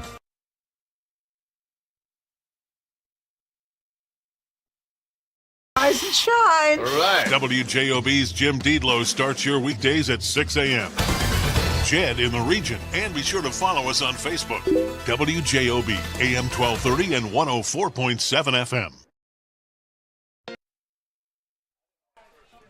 Back here for the fifth inning. Brian Vickery back with you. Glad to be joined by a few very special guests here in the booth as we welcome the Indiana Fallen Heroes. It's good to have Debbie and Paul Rosenwinkel here at the ballpark tonight as part of Military Appreciation Night. 7-0 in favor of the Oilmen as we hit the fifth inning. It's Doug Loden leading off the inning against Washaluski, and the count is 2 balls and no strikes. Well, Debbie, we start with you. Welcome back to Oil City Stadium, and thanks for being here with us tonight. Thank you again for inviting us back, Brendan. We really enjoy coming out here and celebrating our veterans. It is always nice to have you guys here at the ballpark. 7-0 the score in favor of the Oilmen. And it's such an important cause. Here comes the 2-1, swing and a miss, and the count 2 balls and 2 strikes. Paul, we welcome you in as well. Thanks for being here. And what's it been like to be out at Oil City Stadium so far this evening? It's been just great. The crowd's been just wonderful. Which really warms our hearts quite a bit when we see so many people that going through and honoring the various different placards that we have on display. Yeah, no question. Here comes the 3-2 pitch swing and miss. What can you tell us about just what it means to what your organization is all about? You mentioned the placards. Maybe explain those listening that aren't familiar with it, kind of what Indiana Fallen Heroes is all about. Go ahead. Indiana Fallen Heroes was a project that was started back in 2012 by a class in Hebron, Boone Grove Junior High School. They were given the assignment to find the name of a fallen hero, a fallen soldier, and a brief biography and a photograph. They put those on 2-foot by 3-foot placards, and they started to carry those in parades as the Indiana Fallen Heroes. At that time, there were 139 placards. Now, since that time, we're up to almost 400 placards. So we want to honor and remember every one of those soldiers, airmen, sailors that gave their lives for us. The state of Indiana is currently, as the numbers that we have received, is roughly 557 fallen. That's very sad. We hope we don't have any more, but we certainly keep track of this to make sure that we honor each and every one. Sure, such an important cause to honor them and give them that recognition. What can people do to get involved? If they want to be a part of Indiana Fallen Heroes, they want to get involved, or they want to see you out in the community, how can someone tuning into our broadcast get involved with Indiana Fallen Heroes? This is a really good weekend to get involved if they want to. Monday evening, we're going to do the Highland Twilight Parade. We'll be meeting at St. James Church at 45th and Kennedy at 5:30. We want people to carry the placards of the fallen heroes for us. We want all of the placards to be carried. We don't want to leave any soldier behind. That is Monday night, and then Tuesday, July 4th, we'll be doing the Hebron Parade. We're meeting at Hebron High School at 8:30 Tuesday morning. And again, we want people to carry all those placards. We don't want anyone to be forgotten. Yeah, no question. It's It's been a long-time partnership with the Oilmen, and we recognize the importance of the work that you do as part of Indiana Fallen Heroes. What's it like to be back at Oil City Stadium, and what has this partnership with the Oilmen been like from your perspective? It's wonderful. You know, it's so nice to have friends that we made here. It's nice to see you guys every year. It's nice that you give us the support. And the fans here are great. We see lots of people out there looking at the pictures and reading the stories about our fallen heroes, and we appreciate that. It's a very relaxing evening for us, which we don't get very often. Sure. It's always nice to come at the ballpark and enjoy a game. The Oilmen leading the game as well, and this night, Military Appreciation Night, just in general, is such an important thing to be able to recognize not only the fallen heroes that your organization is all about, but also the active duty servicemen and women and the veterans that are here with us in attendance as well. Absolutely. We're very happy to see the veterans out here. 7-0 the score here, 2 outs. Wasilewski allowed his first base runner a moment ago as they lead at first. Here comes the 1-2 pitch. This is swung on and popped up. It is playable on the infield. It's going to be Little, the second baseman, to make the catch. Well, Debbie and Paul, thanks so much for dropping by for a few minutes. Always good to see you out here at the ballpark, and we always love you coming on the broadcast and notifying people about Indiana Fallen Heroes. Thank you. It's good to see you, and it's good to be back here. We'll see you again next year, for sure. Wait. There Thank they you. are, Debbie and Paul Rosenberg. So Thanks, we'll take a Brendan. break. We'll come back after this. 7-0 Oilmen.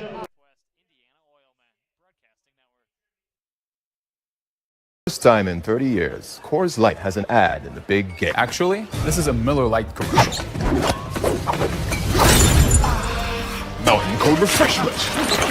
It's Miller time. Great taste. Less filling. Cold as the Rockies. Coors commercial. Miller commercial. Actually, it's a Blue Moon commercial. I am a success. I am the future. I am. I am. I am. I am. I am. I am. I am. I am. I am Ivy Tech Community College. Are you? Wait! Let me hear Land of Frost, premium meat, delicious, and no byproducts. Toss it in. Et moi? Okay. Whee! Make the smart choice. Land of Frost Premium Meat. It's common for back patients to have a lot of questions, but at Midwest Orthopedic Specialty Hospital, we ask a lot of questions too. We want to know about their jobs, their hobbies, their lifestyle. Because spinal conditions are oftentimes complex and multifaceted, the best solutions take into account work and lifestyle. The spine is at the basis of everything that we do and who we are. For us, surgery is not the first priority. Finding the least invasive option to give you your life back is.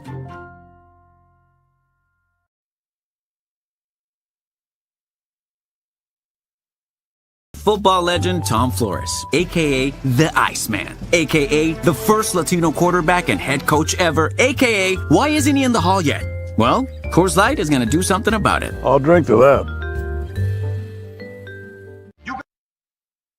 Oilmen Baseball tonight is brought to you by our good friends at Centier Bank. Centier Bank proudly supports the Northwest Indiana Oilmen this season. Since 1895, Centier has remained deeply rooted in Northwest Indiana and promises to remain not for sale for generations to come. Go to Centier.com for more information. It's Centier Bank, a proud partner of the Northwest Indiana Oilmen.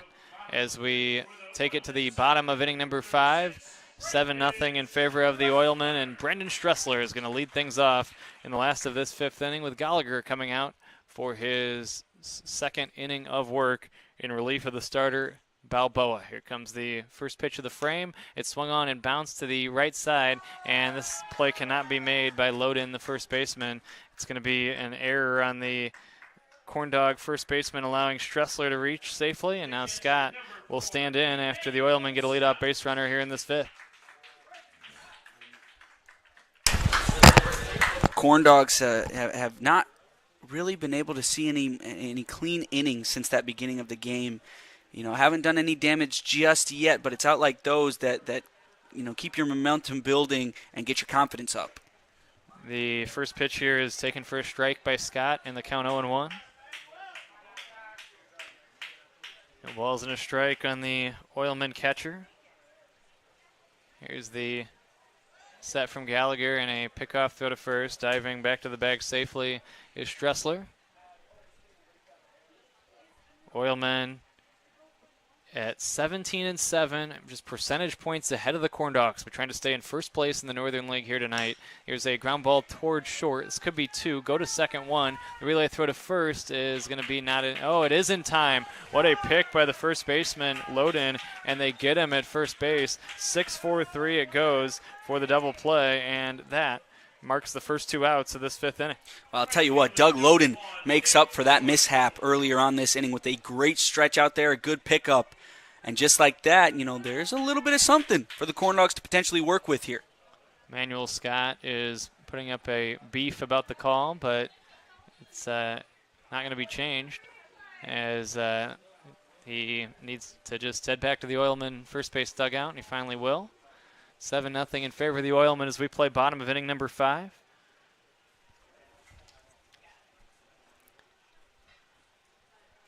Good to have Debbie and Paul Rosenwinkel with me in the top of this inning. Here comes the pitch on the way, taken for a strike in the count 0-1. Always good to have Indiana Fallen Heroes here, and a special moment took place in the middle of that fifth with all the placards that they talked about as they joined me on the broadcast. Here's the 0-1. It's taken low for a ball in the count 1 ball and 1 strike.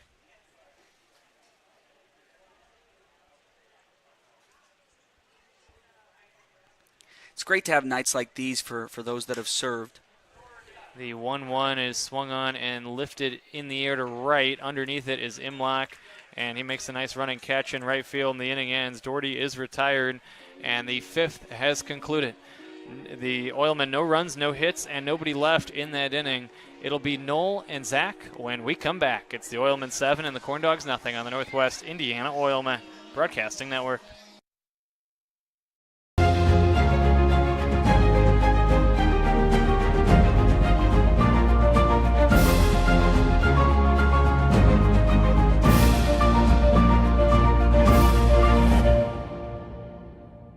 When life takes you places and you can't get to the store, shop online with Strack and Van Til to go. Our to-go service is easy to use, and it can save you time and money.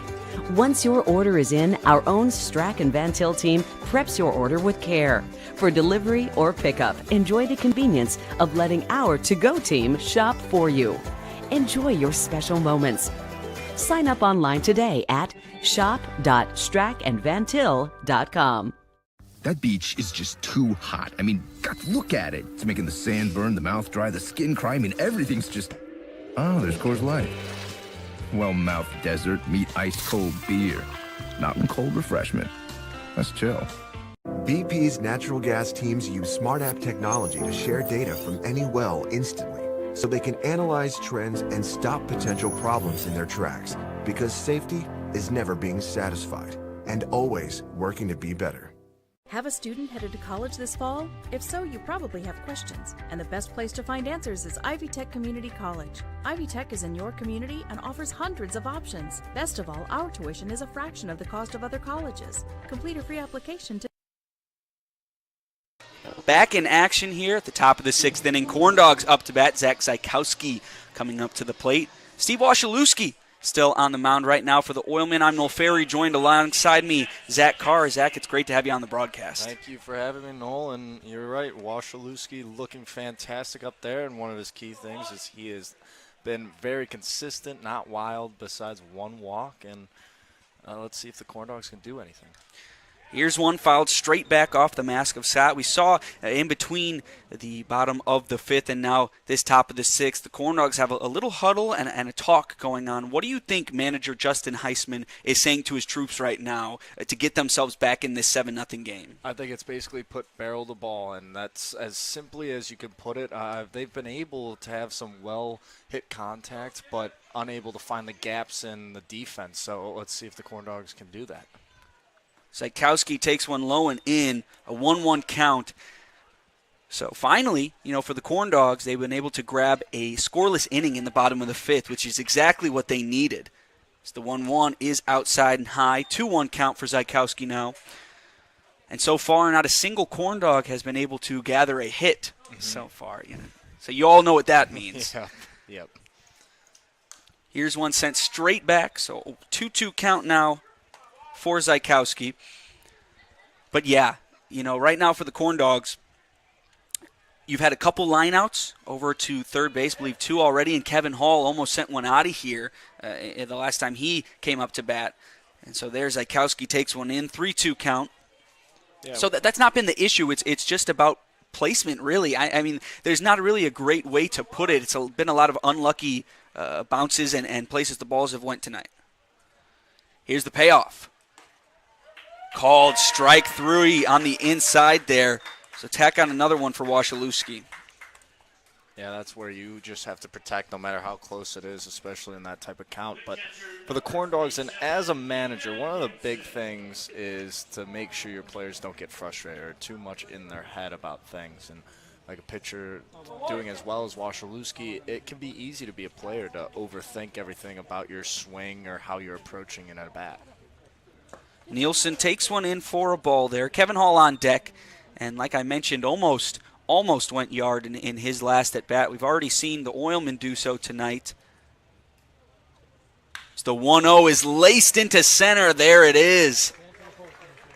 So for you Oilmen fan tuning in, that one's done with. No more no-hitter going for Steve Wasilewski. And honestly, I have to give an apology. I was the one that mentioned the perfect game that was happening for Wasilewski earlier on. And right as soon as I said that, a walk was accrued by the Corn Dogs. But for the Corn Dogs fans, you're welcome. Yes, you did. Yep, it was 3 pitches after you said something while our very special guests were on with Brandon. And it's a very strict rule, but obviously as a corn dog broadcaster, you kind of have to.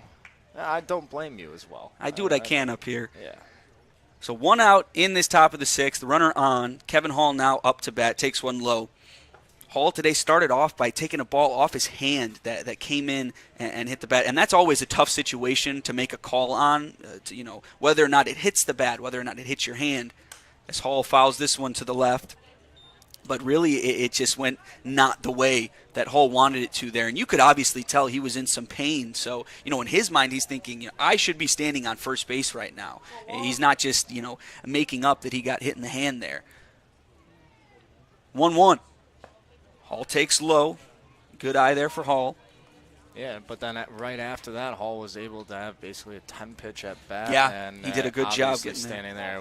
We all know that that's the type of player, and that's why he's the leadoff for the Corn Dogs. And obviously, he jumped on the first pitch last at bat and gave it a ride. Here's another ride for Hall up towards the middle. Could be trouble, but Hall is too fast on that one. And that is a base hit for Hall. 2 in a row now for the Corn Dogs. Potentially have something going here. Yeah, Seymour able to get there, but obviously no play with the speedster Hall, and unfortunately Little was not covering second as well to try to get the force out there because they were both. It was one of those in the dead zone where both the second baseman and the shortstop are both going for it, and no one is able to cover at second. About as dead center as you can get there. Hall grabs his first hit of the day, and now Tyler Schultz dealing with runners on first and second. He sends this one over towards third, and it bounces out of the glove of Mastros. And so it'll be all held up here for the Corn Dogs. Bases loaded on the E5 there.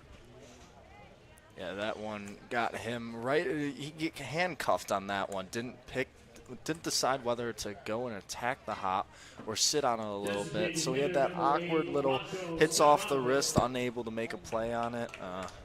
The Corn Dogs now threatening big time and are possibly able to cut this lead in half, especially with only 1 out in this inning. Stevanovic, one of the best bats up for the Corn Dogs right now. Bases loaded. He sends this one straight back, and you were right there, got the timing right on that pitch. Just came a little bit underneath it, and bad news for the Oilmen. You've got Doug Loden on deck right now with bases loaded. Loden has gone yard in his last 2 games for the Corn Dogs. Here's the windup and the delivery low. So 1-1 count now for Stevanovic. And every single run the Corn Dogs were able to gather yesterday was put on the board with 2 outs already. So they're a team, they're going to continue their streaks no matter what position you put them in an inning. 1-1. Stevanovic sends this one into right. Could be trouble, has to backpedal, but able to make the grab over there is Doherty. And runners potentially in trouble here. And Hall is in safely at second. A good dive in there just to make sure. And you know, that was a hard ball to read what exactly was going to happen there as Doherty almost overran it. Yeah, that could have been bad. Hall actually thought that everyone was going to advance the base on possibly a wild throw, but Scott doing a good job, and the Oilmen as a defensive team yelling out, hey, 2, look at him. And that could have ended an inning really quickly with the Corn Dogs not being able to have a run come across. Doug Loden now up to bat, takes one low and away, puts up the stop sign to Nielsen at third.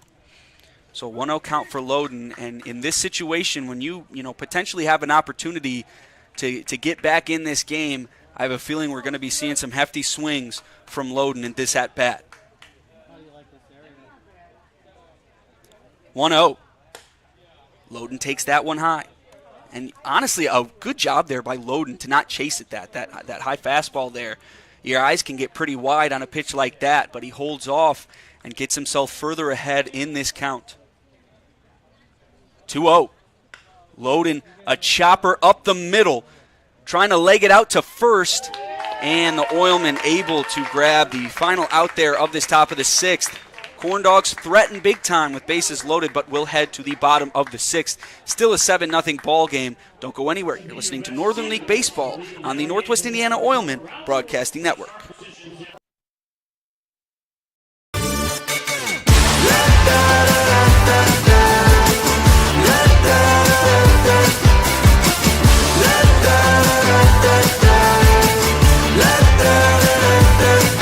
Hold up, now do what you do, get loud, go ahead, get loose, get down to business, tell everyone, nothing's off limits, you can have anything you want. The Jed TV Sports Network is now the exclusive home to 8 schools. Subscribe today for a full year of sports coverage by using code JEDTV50 at checkout. Visit JEDTV.com for more information. Don't let pain knock you out of the ring. Our hand, wrist, and elbow experts are pioneers worldwide. You need us in your corner.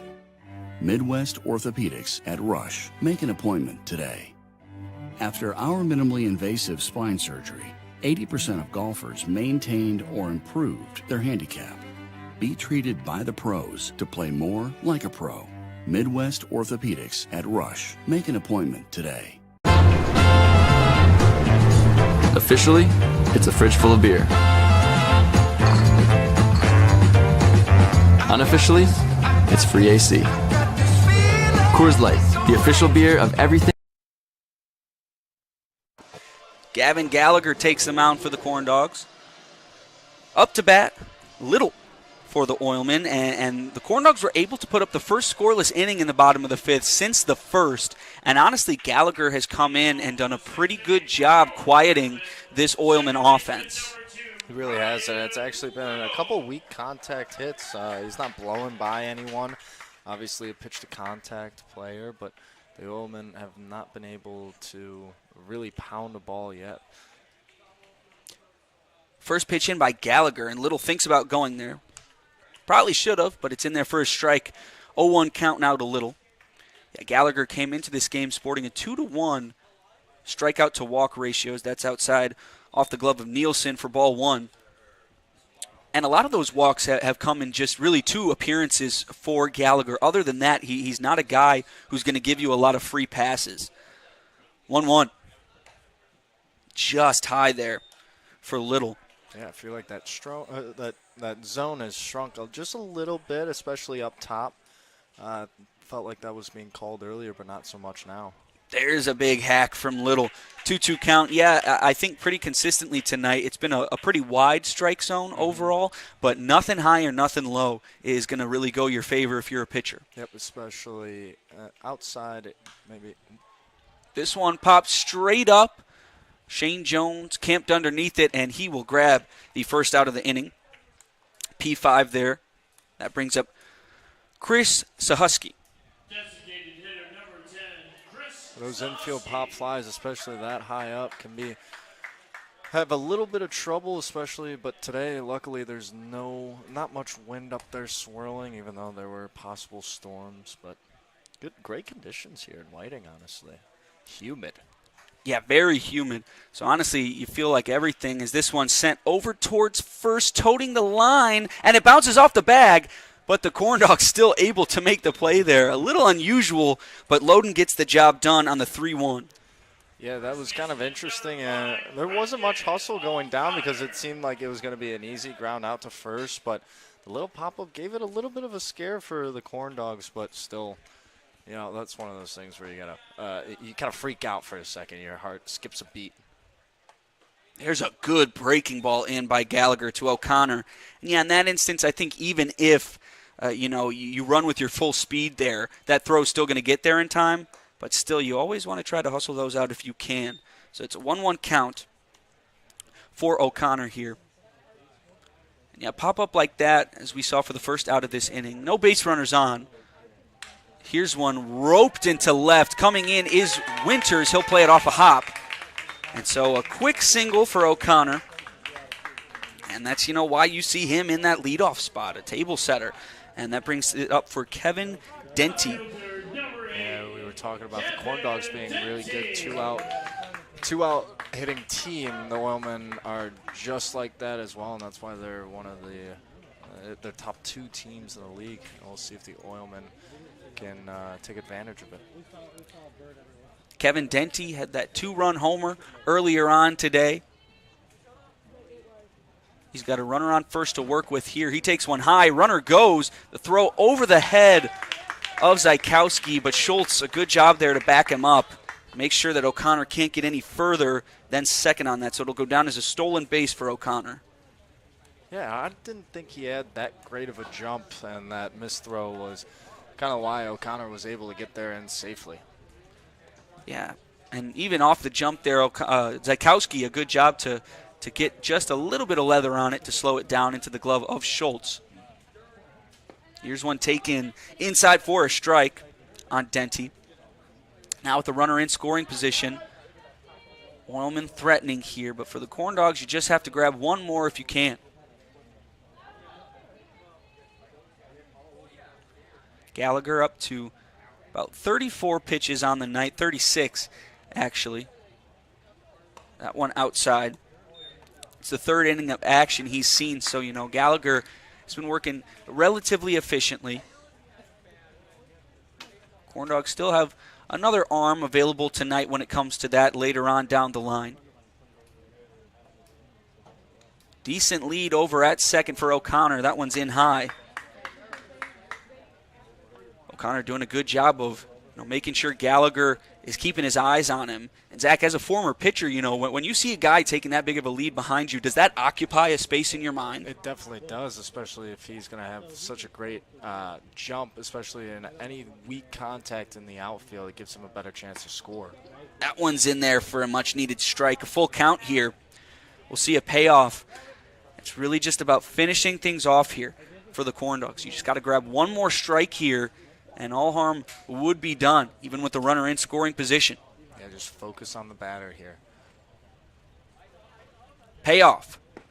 He got him. Called strike 3 on Denty there. Not too happy about it. But that'll do it here for the bottom of the 6th. We'll head to the top of the 7th. Still a 7-0 ball game. Oilmen on top. Zach, thank you so much for joining us today. Thank you, Noel. You're fantastic. Don't go anywhere. You're listening to Northern League Baseball on the Northwest Indiana Oilmen Broadcasting Network. Football legend Tom Flores, a.k.a. the Iceman, a.k.a. the first Latino quarterback and head coach ever, a.k.a. why isn't he in the hall yet? Well, Coors Light is going to do something about it. I'll drink to that. You guys are crushing it. See how 8 grams of healthy protein in Land of Frost premium meat gives you energy and keeps you full. Let's get those buns toasted and bread. Cheese, 10 more, go. I'm getting shredded. Make the smart choice. Land of Frost premium meat. When life keeps you busy and you can't get to the store, shop online with Strachan Van Til To Go. Our to-go service is easy to use. Register using your rewards account information, fill your virtual card, and choose delivery or pickup. Once your order is in, our own Strachan Van Til team preps your order with care. With our to-go service, you can earn reward points and save time and money with our online coupons and weekly ad prices. Life made simple, shopping made easy. For more information or to sign up, visit shop.strachanvantil.com. Safety doesn't come in a box. It's not a banner that goes on a wall. It's not something you do now and then, or when it's convenient. It's using state-of-the-art simulators to better prepare for any situation. It's giving offshore teams onshore support, and it's empowering anyone to stop a job if something doesn't seem right. At BP, safety is never being satisfied and always working to be better. Back at Oil City Stadium as we take it to inning number 7, 7-0 in favor of the Oilmen. With Noel Ferry, Brandon Vickery back with you as we hit the 7th inning. Our producer Zach Carr is working alongside. Charlie Hiras is with us as well, and John Janiga is on our camera as we take it to the 7th inning. 5, 6, and 7 due up for the Corn Dogs in this 7th, and it is still Steve Wasilewski working for the Oilmen. Noel, he's used just 80 pitches to get through 6 innings, and he's out to work the 7th. First pitch is swung on and lifted in the air, out of play, right side, and the count 0-1.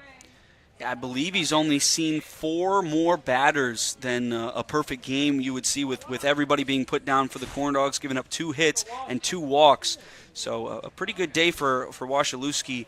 The Corn Dogs looking to maybe get themselves back in this one. Here's a strike called, and the count 0-2 on Jones. Well, with the score 7-0, we're in the 7th inning. It is time for a little trivia here. It's the Crack the Car Trivia Challenge. Here comes a 2-strike pitch. Swinging a little nubber to the left side. Racing in is the Oilman third baseman. Mastros his throw to first. It's going to be in time. 5-3, the putout goes. Crowd loves it. It's the first out of the 7th inning. And the crowd also loves the Crack the Car Trivia Challenge. You guys ready for this tonight? Oh, man, here we go. I'm ready for it. All right, Zach, after your heroic performance last night, I think we'll let you go first. 7-0 the score in favor of the Oilmen. Zach, you may not be aware that last night, here comes the pitch on the way, swing and a miss. The count 0-1. Jackson won over Januska, and he wanted it to just be credited to you, so this counts as your win last night.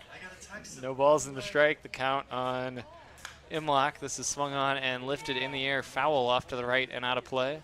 And the count 0-2. So with Januska, or against Kane, Nick Kane, I'm sorry. It was, but it was a victory for the producers last night, and what Nick described as an upset. Here comes the set and the 0-2 pitch on the way. It swung on and lifted foul off to the right, and the count 0-2. Anyway, I will give the question, and Zach can try to give an answer. In 1998, 4 players reached 30 home runs before the All-Star break. Who were the 4? 1998. The 0-2 low and in here for a ball on Imlock, and the count is a ball and 2 strikes. Oilmen lead by the football score of 7-0 as we play inning number 7. Sammy Sosa is one. Noel? Is Ripken on there? Is not. Cal Ripken. Boy, thought the first 2 would definitely be guessed right away, so this really tilts things in favor of Zach. Mark McGuire. Probably should have gone with that one. Here's the 1-2. This is swung on and lifted in the air to left. It's going to be Denty underneath it, and the left fielder makes the catch for the second out of the inning. Now 2 down and nobody on, and that'll bring up Winters. So McGuire and Sosa right off the bat. Oh, man. I find myself behind here against Zach. My next guess, my best guess would be, is it Ken Griffey Jr.? Ken Griffey Jr., you got it. Here's the pitch taken low for a ball. The 2 I thought were very easy. Then I should have gone with Griffey was McGuire. a little tougher. The last one, though, was very difficult. 1 ball and no strikes. The count on Winters, 7-0 Oilmen. 2 outs in the inning. This is swung on and lifted in the air. Foul off to the right and out of play. And the count is 1-1. I have a question for you, Zach. If I had gone with McGuire there, would you have pulled out Ken Griffey Jr.? Okay. Well, I can't be too mad about it then. Did you say he would have gotten it? He said he thinks he would have. Here's the 1-1. This is swung on and lifted to shallow right. A little flare racing in to make the catch as the right fielder Doherty, and the inning comes to an end. 1-2-3 go the Corn Dogs in the 7th. Steve Wasilewski continues to roll along. After it's time to stretch at the OC, they're going to play God Bless America over the PA system. And as we do that, we'll take a break. We'll come back with more in a moment. 7-0 Oilmen on the Northwest Indiana Oilmen Broadcasting Network. These days, it's recommended that you keep your social circle small. Of course, as the original light beer, we've always recommended that.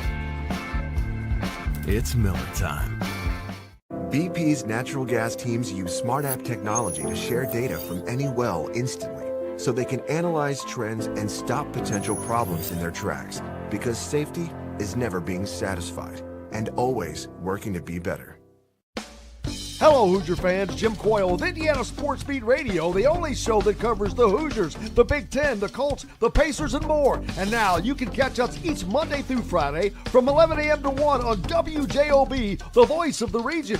Daily guests like Don Fisher, Mike DeCourcy, Bob Kravitz, and Rick Bozich, the coaches, the players, and playmakers. You'll find them all on Indiana Sports Beat Radio with Jim Coyle, Monday through Friday, 11 to 1 on 1230 a.m. and 104.7 FM. Who is the IBEW? We're the people who bring the power to your home, the ones who make sure your phone calls and internet keep speeding along. We build things like schools and hospitals. We bring the biggest shows and sporting events to the world, keep America's railroads on the right track, help cities, states, and the federal government work for you. And we proudly build products made in the USA. The International Brotherhood of Electrical Workers, the IBEW.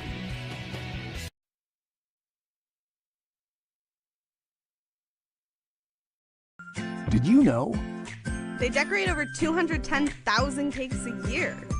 Did you know? Their butcher will cut your meat your way. Did you know? They have trained floral designers in store. Did you know? They will make your wedding cake. Did you know? They have a variety of deli bakeable entrees. Did you know? Their online app has coupons and so much more. Who does that? Strachan Van Til. Now you know. All of our programs at Ivy Tech are designed to lead you toward a great career. That's just one reason 92% of our alumni would choose Ivy Tech again. Find the program meant for advancing you toward your career quickly and affordably. It's Ivy Tech, a proud partner of the Northwest Indiana Oilmen. We take it to inning number 7. It is Seymour, Mastros, and Stressler due up for the Oilmen in the bottom of the 7th inning, as they've had God Bless America performed or played over the PA a few moments ago. And the action will continue, 7-0 in favor of the Oilmen. It'll be the right-hander Gallagher still working. First pitch from him is swung on and popped up foul over our heads and out of play. And the count is no balls and 1 strike. 7-0 Oilmen as we play bottom of inning number 7. Guys, did you have any more guesses here in the Crack the Card trivia game? The 4 players who reached 30 home runs before the All-Star break. You got the top 3 on that list. Here comes the 0-1. Swinging a ball, fisted foul off to the right and out of play. And the count is 0-2. Yeah, Zach and I were discussing it between the break, and we really just couldn't quite come up with another guy who we think could be there, especially with you saying, it's not necessarily a really well-known guy. 7-0 Oilmen as we play bottom of inning number 7. 2 strikes on Seymour. This is swung on and lifted in the air. A high fly ball. It'll be Hall, the center fielder, underneath it. He's going to make the catch for the first out of the 7th inning. As Mastros will step in next. He is 1 for 3 on the day. 1 out in the 7th, and that'll bring up the Oilmen third baseman. All right, you guys think you need a hint? Zach, would you agree with that? Yeah, okay. Let's get a hint. Okay. By the way, McGuire was the leader with 37. Then it was Griffey at 35 and Sosa at 33 at the break. This is low for a ball, 20 of which came in the month of June. And then there was this man with 30 home runs at the All-Star break. And here's the pitch, swung on and lifted foul. He was playing at the time for the San Diego Padres. He also played before that for the Brewers and the Reds. And he eventually played for the Rays and Rockies. Oh, man. Padres, Brewers, Reds, Rays, Rockies, and was a Padre in 1998 during this season. He is not a Baseball Hall of Famer.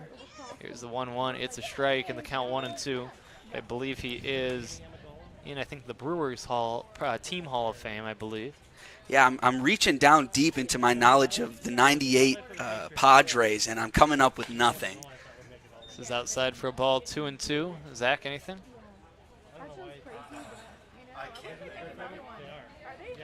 Okay, I might have to give it to you here. So that would mean that Zach would be the winner tonight. After getting Sosa and McGuire? Here comes the 2-2. This is poked foul right side. Noel, any final effort? I don't think so. I think I'm just going to have to concede. All right, it is Greg Vaughn. So there you go. Yeah, I don't think I would have come up with that one. I can't believe this one was probably in my hands, but it's all right. Guess is a setback. Yeah, that was it was a bad one. Tried to get cute, and had I gone first, probably would have gone Sosa with the first guess there. And you think that Zach maybe goes with McGuire, and then I'll get Griffey. 2-2 grounded foul left side. I felt that it was pretty fair no matter who went first, because the first two would likely be guessed off the bat because of the great home run chase of 1998 between Sosa and McGuire. They both passed the previous records. Of course, it eventually became a little bit tainted, but they passed guys like Roger Maris and Babe Ruth as they climbed up the single-season home run list. Here comes the 2-2. Swing and a miss for strike 3. Out on strikes is Mastros, and that's the second out of the 7th inning. Center fielder number 36, Brendan Stressler. Now it'll be Brendan Stressler with 2 outs and the bases clear. Bottom of inning number 7. Oilmen lead by 7. Good to have you along tonight on Military Appreciation Night presented by Hard Rock Casino, Northern Indiana. Here's a crack foul right side. The count 0-1, crowd on hand. Good to see everyone out at the ballpark to support Military Appreciation Night. And we thank Hard Rock Casino for making this all possible. Great to see all the placards, even as we walked into the ballpark today, recognizing those fallen heroes of Indiana fallen heroes. The 0-1 is low and outside for a ball. 1 ball and 1 strike is the count here as we play inning number 7. This is the final game of the homestand for the Oilmen. They're trying to sweep the homestand. They're going for a 6th straight win here tonight. This is high for a ball, 2-1. We will be in Elkhart tomorrow. Charlie and Jackson and I will have it for you for a doubleheader, by the way. Double the fun on a Sunday afternoon. Swing and a miss, weather permitting.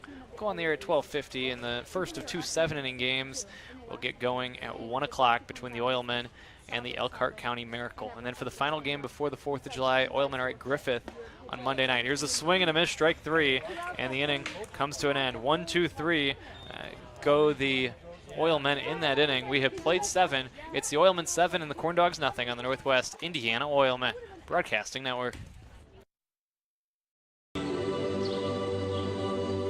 This place teaches you to be genuine, to be the same person today as you were yesterday. People from Indiana, they're pretty comfortable with who they are. And I think that puts the people around them at ease to be comfortable with who they are. The values that built Indiana are here in Strachan Van Til. We're Indiana's grocery store, and we're proud to be Indiana made. We don't go to the office, we build it. This is a truism with Ironworkers Local 395 and the Northwest Indiana Contractors Association.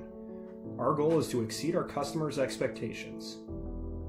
We provide a skilled, OSHA-trained, drug-free workforce, as well as many other certifications from our 4-year training program.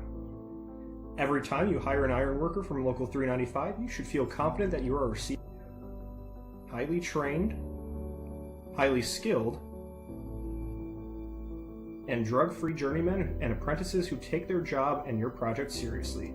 For more information, contact us at 219-763-7900 or ironworkers395.com. Don't let pain knock you out of the ring.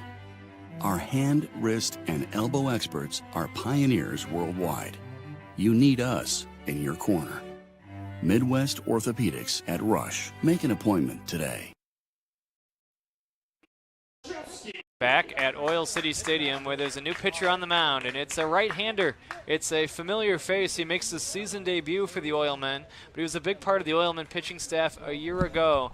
Matt Ostrowski takes the mound for Northwest Indiana in this 8th inning as kind of a side-arming delivery to the dish, and he takes over for Steve Wasilewski, who sees his day come to an end after 7 glowing innings of shutout ball. Let's get you the final line on Steve Wasilewski here in just a moment. It's 7 innings, 2 hits, no runs, 1 walk. He struck out 7, and now the Corn Dogs will face the Oilman bullpen for the first time. It's, a chance to get some hits and some chance to get a little bit of silver lining in the game today. You still have 6 outs to work with here. Down 7, the Corn Dogs have been capable of just about anything this season, but you got a big hole to dig yourself out of. Zykowski takes outside for a ball from Ostrowski. It's Ostrowski against Zykowski in the count, 1 ball and no strikes.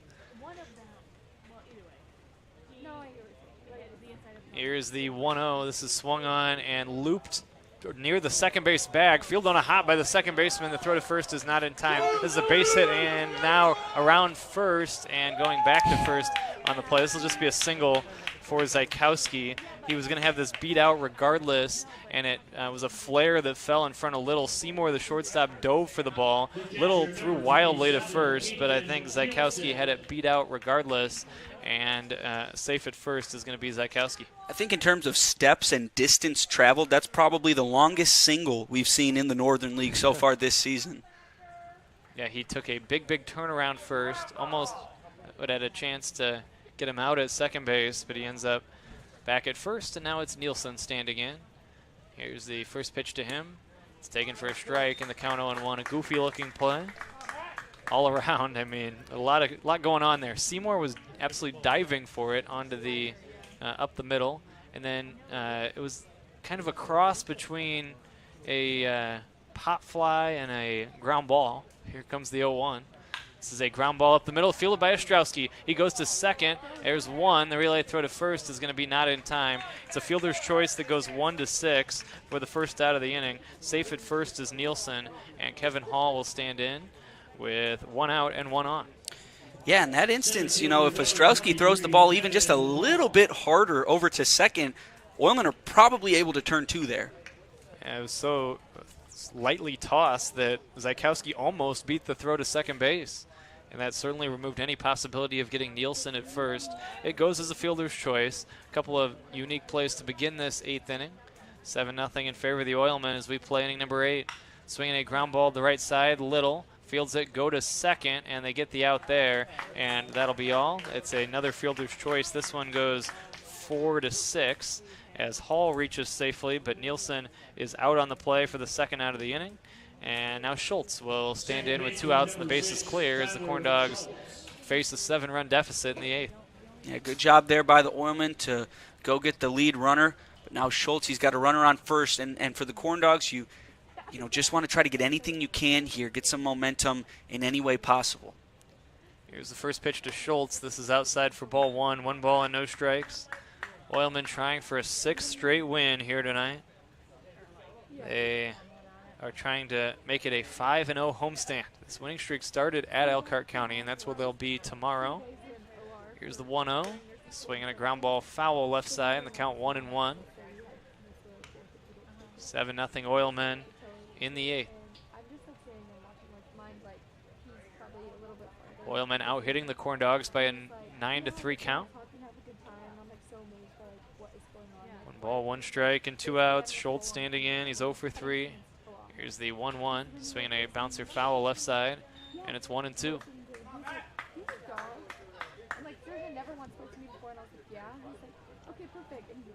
1 ball, 2 strikes, 2 outs. Again, doubleheader tomorrow as long as weather permits. Great weather forecasted for what is the community game for the Generals with the Oilmen first trip to Griffith on Monday night. Here comes the 1-2. Swing and a miss, strike 3. Schultz is out on strikes, and the inning ends. Ostrowski puts a 0 on the board after 7.5. And by the way, to run it down, no runs, 1 hit, and 1 left in that inning. After 7.5, Oilmen 7, and the Corn Dogs nothing on the Northwest Indiana Oilmen Broadcasting Network. First time in 30 years, Coors Light has an ad in the big game. Actually, this is a Miller Lite commercial. Mountain Cold Refreshment. It's Miller time. Great taste. Less filling. Cold as the Rockies. Coors commercial. Miller commercial. Actually, it's a Blue Moon commercial. I am a success. I am the future. I am. I am. I am. I am. I am. I am. I am. I am. I am Ivy Tech Community College. Are you? Wait! Let me help! Land of Frost! Premium meat! Delicious! And no byproducts! Toss it in. Et moi? Okay. Whee! Make the smart choice. Land of Frost Premium Meat. It's common for back patients to have a lot of questions, but at Midwest Orthopedic Specialty Hospital, we ask a lot of questions too. We want to know about their jobs, their hobbies, their lifestyle. Because spinal conditions are oftentimes complex and multifaceted, the best solutions take into account work and lifestyle. The spine is at the basis of everything that we do and who we are. For us, surgery is not the first priority. Finding the least invasive option to give you your life back is. Instead of switching lanes, try switching flavors. White Claw now, White Castle, I should say, now has 3 different variations of delicious chicken rings. New Hidden Valley Ranch, new Spicy Buffalo, or Classic. Try them all now. It's White Castle, a proud partner of the Northwest Indiana Oilmen. Now you know what I'm thinking about at this hour. It's not Thirsty Thursday, Brandon. That was a couple days ago. As the Oilmen lead by a score of 7-0. I was in kind of a celebratory mood here on Military Appreciation Night, but in all seriousness, we do thank White Castle, a proud partner of the Oilmen, the newest partner of Oilmen baseball. As Manuel Scott leads off and grounds this one down the left field line fair. It's a base hit for Scott. Scott digging towards second as this ball rolls into the corner. It'll be a standing 2-base hit for Emmanuel Scott. And his first hit of the game leads off this 8th inning. That's a ball, you know, they always say football is a game of inches, but that baseball just barely snuck past third base on that one. And now Scott's over at second. He had that protest over when there was a double play earlier for him at first, and now he finally is able to stand on a base proudly. Elsewhere on the scoreboard, by the way, we told you we'd get you this update at some point. We will after this pitch. Doherty takes outside for ball 1. 7-1, the Panthers lead the Generals over in Griffith. So another tough night for the Griffith Generals as they trail the Panthers by a 7-1 score. Panthers are right in the thick of the playoff race now. Here comes the 1-0. This is low for a ball. They're really battling with the Miracle now for that number 4 spot. Remember, last year it was a tight race for that number 4 spot between the Panthers and I believe it was the Generals last year. 2 balls and no strikes the count. It was the Generals who eventually secured the 4 seed, and they took on the Corn Dogs in the first round of the postseason as the Oilmen battled the 3-seeded Southland Vikings here at Oil City Stadium. 7-0 the score in favor of the Oilmen. Of course, these two teams eventually clashed in the Northern League Championship Series. Tonight is the 20th meeting between the Oilmen and the Corn Dogs. The Corn Dogs a 13-6 edge in that all-time series entering play tonight. This is low for a ball, but that edge was 13-3 before the Oilmen have now wrapped off 3 straight head-to-head meetings. They have a chance to win a 4th straight head-to-head showdown here tonight at the OC. Here's the 3-1 pitch. This is low for ball 4. Doherty walks. Boy, beautiful night here. Glad that we didn't listen too much to the weather forecast, as people were trying to say there'd be rain tonight, and then even shortly before the game, people were telling me that on some radar there was rain that was going to hit about right before game time, but we have been dry all night long, and we are in the 8th inning. And that's what it seems to have been like in the northwest part of Indiana so far these past couple days. Rain forecast radars look pretty bad, but still pretty dry. First pitch strike here on Little, and the count 0-1. Closing out the homestand with Military Appreciation Night. Oilmen will be back home next Wednesday night to start up a new homestand. 0-1 the count. Here's the pitch low and outside for a ball. We'll be off on the 4th of July. We mentioned the games the next 2 days against Elkhart County and Griffith. Runners take their leads from first and second. Little standing in 7-0 in favor of the Oilmen. Here's the set and the 1-1. This is outside for a ball. The count is 2 balls and a strike. Oilmen out hitting the Corn Dogs 10-3 tonight. It's been a rare one-sided battle between the Oilmen and Corn Dogs. Yeah, the first one we've seen all season. Looked like it was going to be the case earlier in the 3rd game of the season when the Oilmen took a big lead. That changed as the game went on.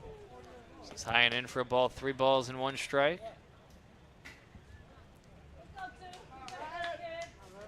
7-0 the score in favor of the Oilmen. My last game at Oil City for a while. I'll be off from the next homestand, but I will have the 2 road dates coming up here on Sunday and Monday for you. Here's the 3-1, swing and a miss. Count goes full at 3-2.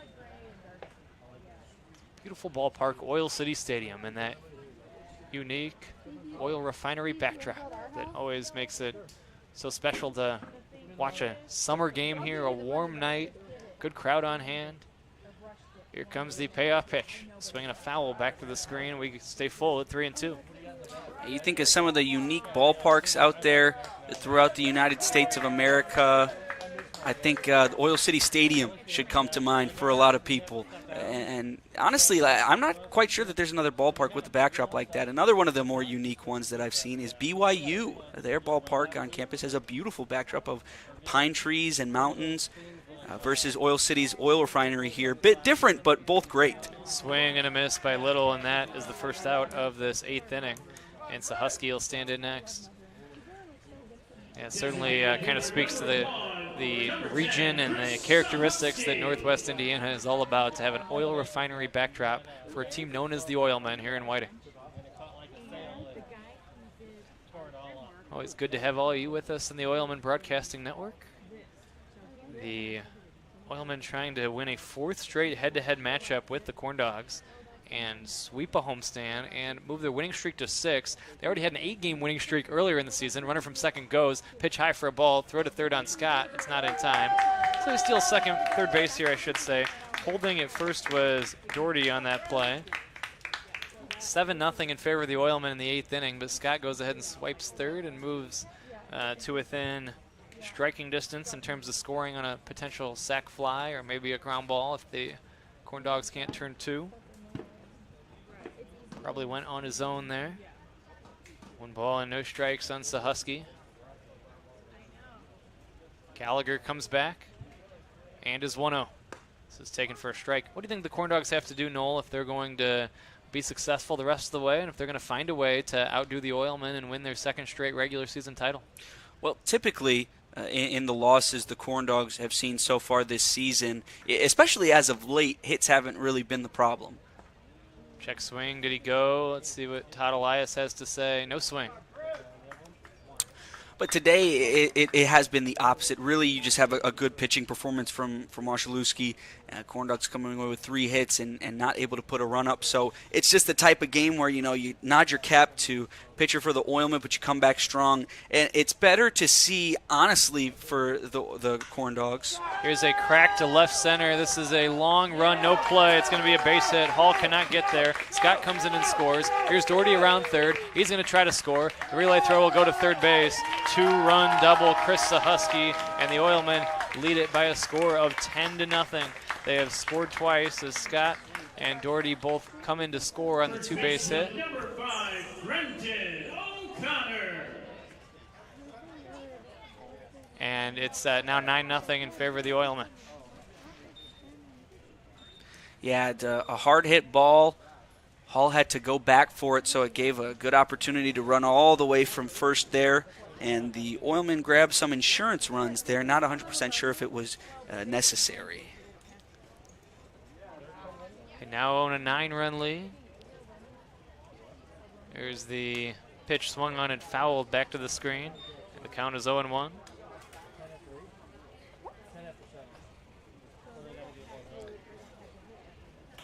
Nine nothing, bottom of inning number 8. No balls and a strike. The count on Sahusky. 1 out. Here's the pitch taken high for a ball. Just 3 outs left to work with for Lake County. It will be the 3, 4, and 5 hitters due up in the ninth.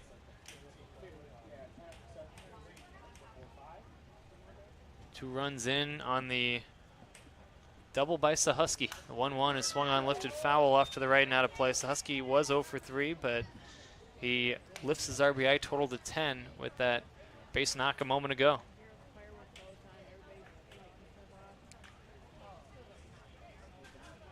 Quick turnaround with the afternoon doubleheader for Northwest Indiana tomorrow. Oilmen continue to, you alluded to Wasilewski and you're saying that the Corn Dogs have done a nice job offensively for the most part until they ran into the Oilmen lefty tonight. Here's the 1-2. This is swung on and lifted in the air, foul and off to the right and out of play. As I talked about with Nick last night, this may be the best starting rotation that the Oilmen have ever had.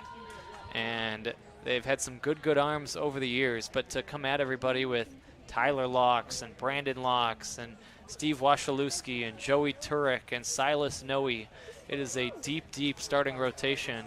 And if you have the pitching, it's going to go a long way in this league. Here's the set and the 1-2. This is high for a ball. There are a lot of teams with solid offenses out there, but I think the separation in the standings usually comes in the pitching. The teams at the bottom usually don't have enough good pitching, and the teams at the top usually have a lot of good pitching. Corn Dogs had a good season on the mound a year ago in winning the regular season title. Yeah, multiple guys who just had stellar ERAs, strikeouts way up there. Guys like Frank Plezak, Connor Pangburn, and Jimmy Burke come to mind for the Corn Dogs. Didn't see any of them return. Obviously, Ryan Troxel, Northern League Pitcher of the Year this previous season. Can't say enough about him. He's back for the Corn Dogs and has been really solid for the Corn Dogs. The starting pitching has been good and has the relief pitching. There's a grounder foul left side. It remains 3-2 on O'Connor. It just would have been hard to, replicate the success that we saw of last season. It was just so dominant for the Corn Dogs that I think expectations, were just through the roof. And you got guys like Gavin Gallagher, Ryan Troxel, and Dylan Matusek this year who have been having great starts throughout the entire season. The bar was set so high with last season. 3-2 on O'Connor. Here's the payoff pitch. It's taken outside for ball 4. It's a walk to O'Connor. The second walk in the inning worked by an Oilman batter. And now the Corn Dogs are going to have a mound visit here with 1 out here in the 8th. So a mound visit, they'll talk things over, and we will use this time to remind you that tonight's game is presented by Hard Rock Casino, Northern Indiana, proud partner of the Northwest Indiana Oilmen, and the presenting sponsor of Military Appreciation Night at beautiful Oil City Stadium. This spectacle and this chance to honor our military men and women tonight would not be possible if it weren't for Hard Rock Casino, Northern Indiana. So we thank them for sponsoring tonight's game. 9-0 the score. The Corn Dogs just trying to find a way out of the bottom of this 8th inning. Yeah, you got 1 out already, and just got to finish off this game, honestly. And, you've still got the top of the 9th, 3 outs to work with, and anything is always possible. But right now the big focus is just getting out of this bottom of the 8th. Denty standing in with runners at first and second, 9-0 in favor of the Oilmen. Here's the pitch taken high for a ball, and the count is 1 ball and no strikes on Kevin Denty. As we play the bottom of inning number 8. Here's the set and the 1-0. Taken for a strike, and the count 1-1.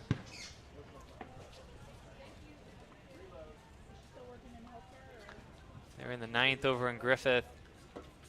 7-1 is the score in favor of the Panthers, by the way. Starting to get that time of year where the standings become more and more crucial. Here comes the 1-1. This is swung on and popped up in the air left side. It's going to be the shortstop underneath it, and the catch is made by Zykowski, and the inning ends. Or, I'm sorry, and that's the second out of the inning. Now Seymour will come up next. But Noel, I don't know about you. I like to start scoreboard watching about opening day. But when you get to this point in the season, it really becomes more significant because you have a sense of where teams are in the standings and can recognize kind of the importance of each game and each matchup. Yeah, and especially for last season, for the Corn Dogs, it was really less about looking at who was coming up close, but just how many was the magic number to officially clinch, that playoff spot and that 1 seed, as it just so far ahead the entire season last year. But this year it's a little bit different. You got to fight your way back against this Oilmen team. It's a tough team, and the Corn Dogs now having to work to get these games, especially on the road. It's just been a little difficult for the team on the road this season. Still just as dominant as ever at home in Legacy Fields. 1 on Seymour. This is taken low for a ball. 1 ball and 1 strike. See if the Oilmen can take care of business on the road the next couple days. It's never easy in any sport, in any level, for whatever reason. And this is the nice thing about this league is throwing long road trips. The 1-1 is swung on and lifted to left. This is pretty well hit. This ball's going to be off the brick monster and left. It's extra bases for Seymour. Here comes the Husky to score. Around third, O'Connor. Here's the throw toward the plate. It's offline. 2-run double, Randy Seymour, as the Oilmen add on 2 more, and they lead this game by a score of 11-0 as we play inning number 8.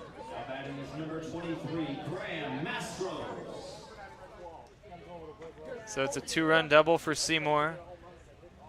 One of those unique ground rules of Oil City, of course, that the Brick Monster is in play, and it goes as a 2-base hit for Randy Seymour. 11-0 now the score. But in this league, Noel, the travel is very convenient. Everyone located in northern Indiana, nice and convenient. Players like being able to be very close to home and to games over the course of the summer. Here's a pitch taken for a strike. So it's not as if you're on these day-long journeys and you're sleeping out of hotels and living out of suitcases, and that's causing you to struggle on the road. 0-1 the count on Mastros. Here's the pitch taken for a strike, and the count 0-2. But for whatever reason, when you get in that routine of playing on your home field, teams like the Oilmen and the Corn Dogs get in a rhythm at home, and then sometimes when you're in a different ballpark, it just has a different feel to it, and you struggle to perform as well. Here's the 0-2 outside for a ball. Well, yeah, and this might be, strange to think about, but it's almost now when you're getting out hit like this in today's game and you potentially lose this game, it's almost better than seeing what the Corn Dogs saw earlier on in games where they were out hitting their opponents, even significantly out hitting their opponents and just unable to come away with wins. But now just, a loss that you look at and you say, we just need to come in and jump on this starting pitcher a little bit better. And that's you have a specific answer for what can be done going forward. Here's the 1-2 outside for a ball. 2 balls and 2 strikes with 2 outs. Mastro standing in 11-0 Oilmen as we play bottom of inning number 8 for the second straight night. The bottom of the 8th inning, a big inning for the Oilmen as they had a seemingly endless frame in the 8th against the Panthers last night. Here's the 2-2. This is taken for strike 3 called, and the inning does come to an end here. But not before damage done, as the Oilmen add on 4 runs. They do it with 3 extra base hits in that inning to go along with 2 walks and leave 1. After 8, I hope you won't go anywhere. It's the Oilmen 11 and the Corn Dogs nothing on the Northwest Indiana Oilmen Broadcasting Network.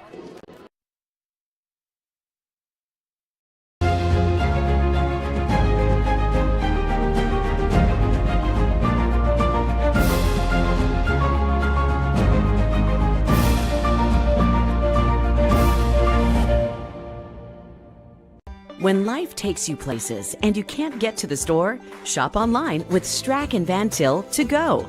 Our to-go service is easy to use, and it can save you time and money. Once your order is in, our own Strack and Van Til team preps your order with care. For delivery or pickup, enjoy the convenience of letting our to-go team shop for you. Enjoy your special moments. Sign up online today at shop.strackandvantil.com. That beach is just too hot. I mean, God, look at it. It's making the sand burn, the mouth dry, the skin cry. I mean, everything's just... Oh, there's Coors Light. Well, mouth desert, meet ice cold beer. Mountain cold refreshment. That's chill. BP's natural gas teams use smart app technology to share data from any well instantly, so they can analyze trends and stop potential problems in their tracks. Because safety is never being satisfied and always working to be better. Have a student headed to college this fall? If so, you probably have questions, and the best place to find answers is Ivy Tech Community College. Ivy Tech is in your community and offers hundreds of options. Best of all, our tuition is a fraction of the cost of other colleges. Complete a free application to... Back for the 9th inning. Oilmen 11 and Corn Dogs nothing. The Oilmen shut out the Corn Dogs earlier this season, and that was the first time in the history of the Corn Dogs that they had been shut out in a ball game. So it was quite the feat for the Oilmen pitching staff. It was not the 2-1 game earlier this week, but it was the game prior to that. And the Oilmen have a chance to blank the Corn Dogs again here tonight. I think it's a credit to the Oilmen pitching staff that even against the quality lineup that Justin Heisman and the Corn Dogs put out there, this Oilmen pitching staff can have success. This here's the ball from the new pitcher, Jack Niekraz, and it's ball one. Yeah, really good game pitched by the Oilmen, and for the Corn Dogs, you know, you just look to put it behind you and take on your next game, which is against the Griffith Generals tomorrow. This is outside for a ball, 2-0. A team that you've had a lot of success against so far this season and a potential chance to bounce back. The run totals for the Corn Dogs in their 4 games at Oil City this season, I'll give you after the 2-0. This is taken for ball 3. In their 4 games here at Oil City Stadium, Corn Dogs scoring 2 runs, 1 run, no runs, and so far no runs here tonight, and we're in the 9th. The 3-0 is outside for ball 4.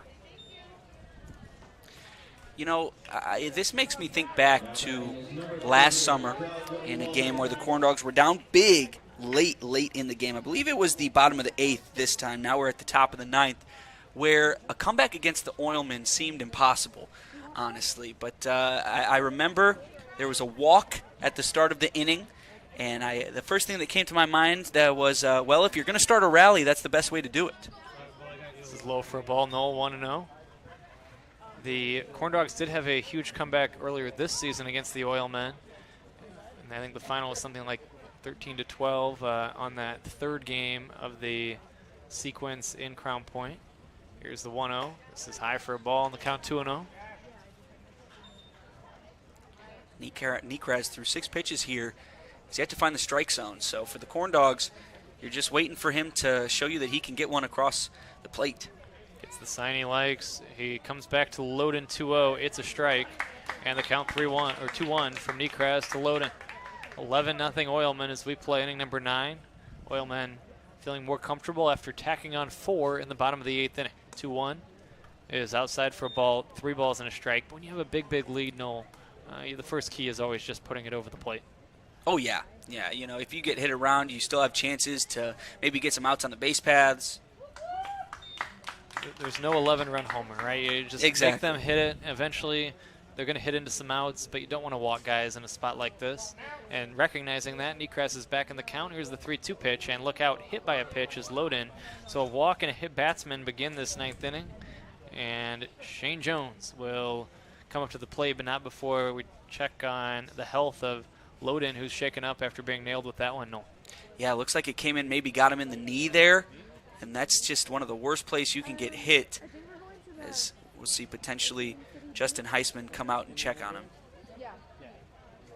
Here he comes, as hobbling around is Loden, and he's definitely in pain.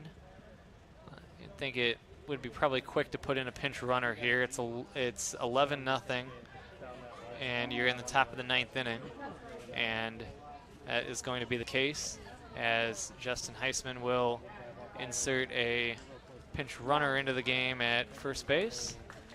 It will be Austin Pizer, number 20, a pitcher for the Corn Dogs, the only Corn Dog available to come in and pitch run here for them.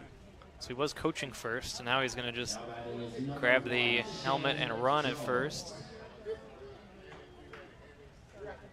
Shane Jones will stand in with runners at first and second. 11-0 Oilmen on Military Appreciation Night. The final exclamation point of a great evening at the ballpark with great weather and a great cause. And Indiana Fallen Heroes here and Hard Rock Casino, Northern Indiana supporting it. And the final exclamation point will be the Oilmen finalizing this victory. The 1-0 is a strike and the count 1-1 with some wobbliness to begin this ninth inning from Nekraz as he has walked a batter and hit a batter. 1 ball and 1 strike, the count on Jones. Here's the 1-1, and this is inside. It's going to be a wild pitch as the runners move up to second and third. And you really hate to see that with Loudoun there having to exit the game in a situation like this in the top of the ninth where, yes, you're getting runners on, but it's just so late in the game now and down by 11. It's just bad to see. 2 balls and a strike is the count on Jones. This is taken for a strike call, and the count is 2-2. 11 runs, 12 hits, and 1 error for the Oilmen. No runs, 3 hits, and 2 errors for the Corn Dogs. 2-2 bounce back to the mound. Nekraz looks at second. Now he's going to throw to first wildly. Here's an E1 on the Oilmen pitcher, and 1 run is in. No shutout here tonight, and runners end up at second and third. The Corn Dogs are on the board as Stefanovic comes in and scores. Ending up at third base on the play is Pizer. Jones reaches on E1 all the way. No RBIs, and the run is unearned. And that'll bring up Imlach with men at second and third and nobody out. And here comes Adam Enright to the mound. Nekraz adding a miscue to what has been a tough start to the inning for him with a walk and a hit batter mixed in there as well. Yeah, for Pizer there, got caught a little bit too far away from second, but it works in his favor, showing off some wheels, heading over to second. Not typically a position Pizer would find himself in, running the base paths, but we got a unique situation here tonight, and I'll tell you what, he's standing over at third safely. Yeah, first of all, a lot to talk about in that play. First of all, Jones wasn't even running, really, to first base. Yeah, no. Nekraz could have ran over there and tagged the first base bag, and in that situation, you're up by 11 runs. I think you just have to take the sure out. And yes, the runner was dancing off second base, but you just need to get 1 out up there on the board. But instead, Nekraz looked at the runner at second. That kind of seemed to throw him off there. And then he threw wildly to first when this is grounded foul left side in the count 0-1. And had no need to rush, but I think he thought he needed to rush because he had looked at second for so long. But still could have had Jones easily at first, but it is what it is. It's a lopsided game here late, and let's see if Nekraz can bounce back after the visit from Adam Enright. Count 1 ball and 1 strike with the score 11-1 in favor of the Oilmen here in the ninth. Here's a ball cracked to right. Doherty is going to make the catch for the first out of the inning. Tagging at third and scoring on the play is going to be Pizer, and Jones goes to third. So it's a sacrifice fly for Imlach, the 7th run he's driven in this year. Owen Winters will stand in next with now 1 away here in this ninth.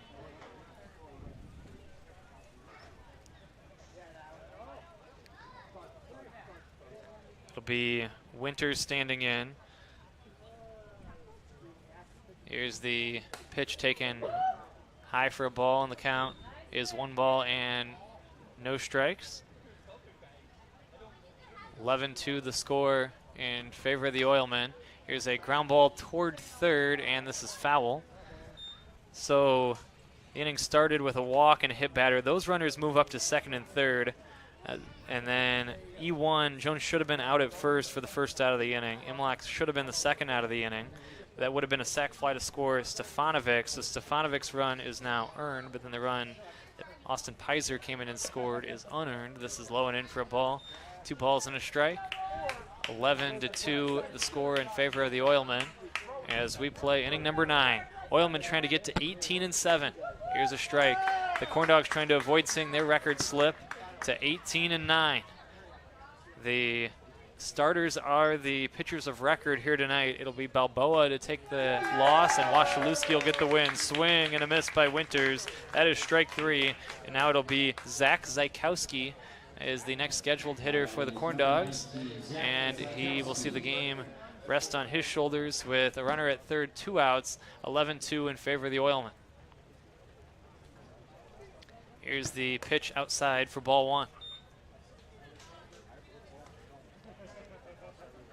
1 ball and no strikes, 2 outs.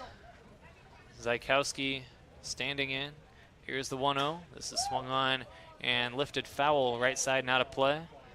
And the count now 1 ball and 1 strike on Zykowski. Oilmen are on the verge of their 6th straight win and a 5-0 homestand. Here's a little dribbler to the left side, racing over Mastros. His throw to first is in time, and that's the way this one comes to a close. The Oilmen winning streak keeps on going. They've won 6 consecutive games. They're 15-2 at Oil City Stadium, and they are all alone in first place atop the Northern League as they beat the Lake County Corn Dogs here tonight on Military Appreciation Night, presented by Hard Rock Casino, Northern Indiana, by a score of 11-2. I want to thank everybody involved with our broadcast here tonight.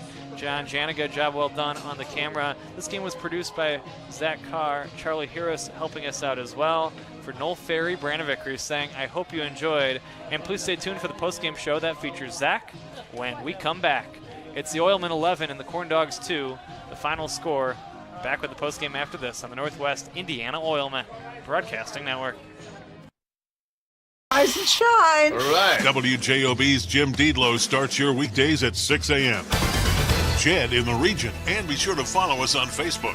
WJOB, AM 1230 and 104.7 FM. When you hire certified electrician contractors, you're getting the best. But just as important as our skill and expertise is our culture of safety.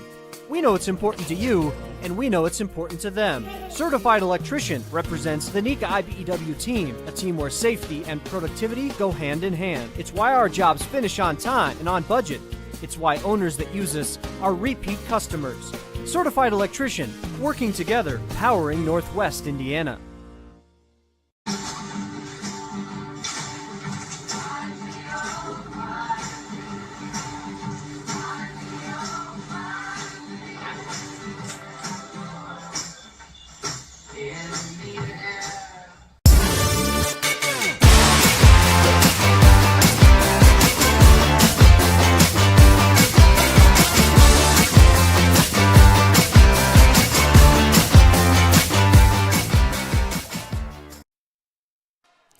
Welcome back to the Northwest Indiana Oilmen postgame show, where the Oilmen, in an unusual blowout against the Lake County Corn Dogs, 11-2 here at Oil City Stadium. The top of the Northern League now belongs to the Oilmen, and that was a huge game from the Oilmen, and especially from Steve Wasilewski, who faced the first 12, sat them down, and really never got himself into some trouble besides the 6th inning where he had bases loaded with 1 out, but got out of it without allowing any runs. So he will get the win today. And for the Corn Dogs, just unable to produce offensively throughout the entire game until the 9th inning, with a little bit of inaccurate pitching from the Oilmen bullpen. But the Oilmen continue their win streak, making it 6 games now, as tomorrow they will be facing Elkhart County Miracle for a doubleheader starting at 1 o'clock Eastern, or 1 o'clock Central. And we'll see if the Oilmen will continue their momentum and stay atop of the Northern League for the first time this year. For Zach Carr, Noel Ferry, Brandon Vickery, Charlie Harris, thank you very much for listening tonight, and we will see you tomorrow. Please tune in. Enjoy the rest of your night.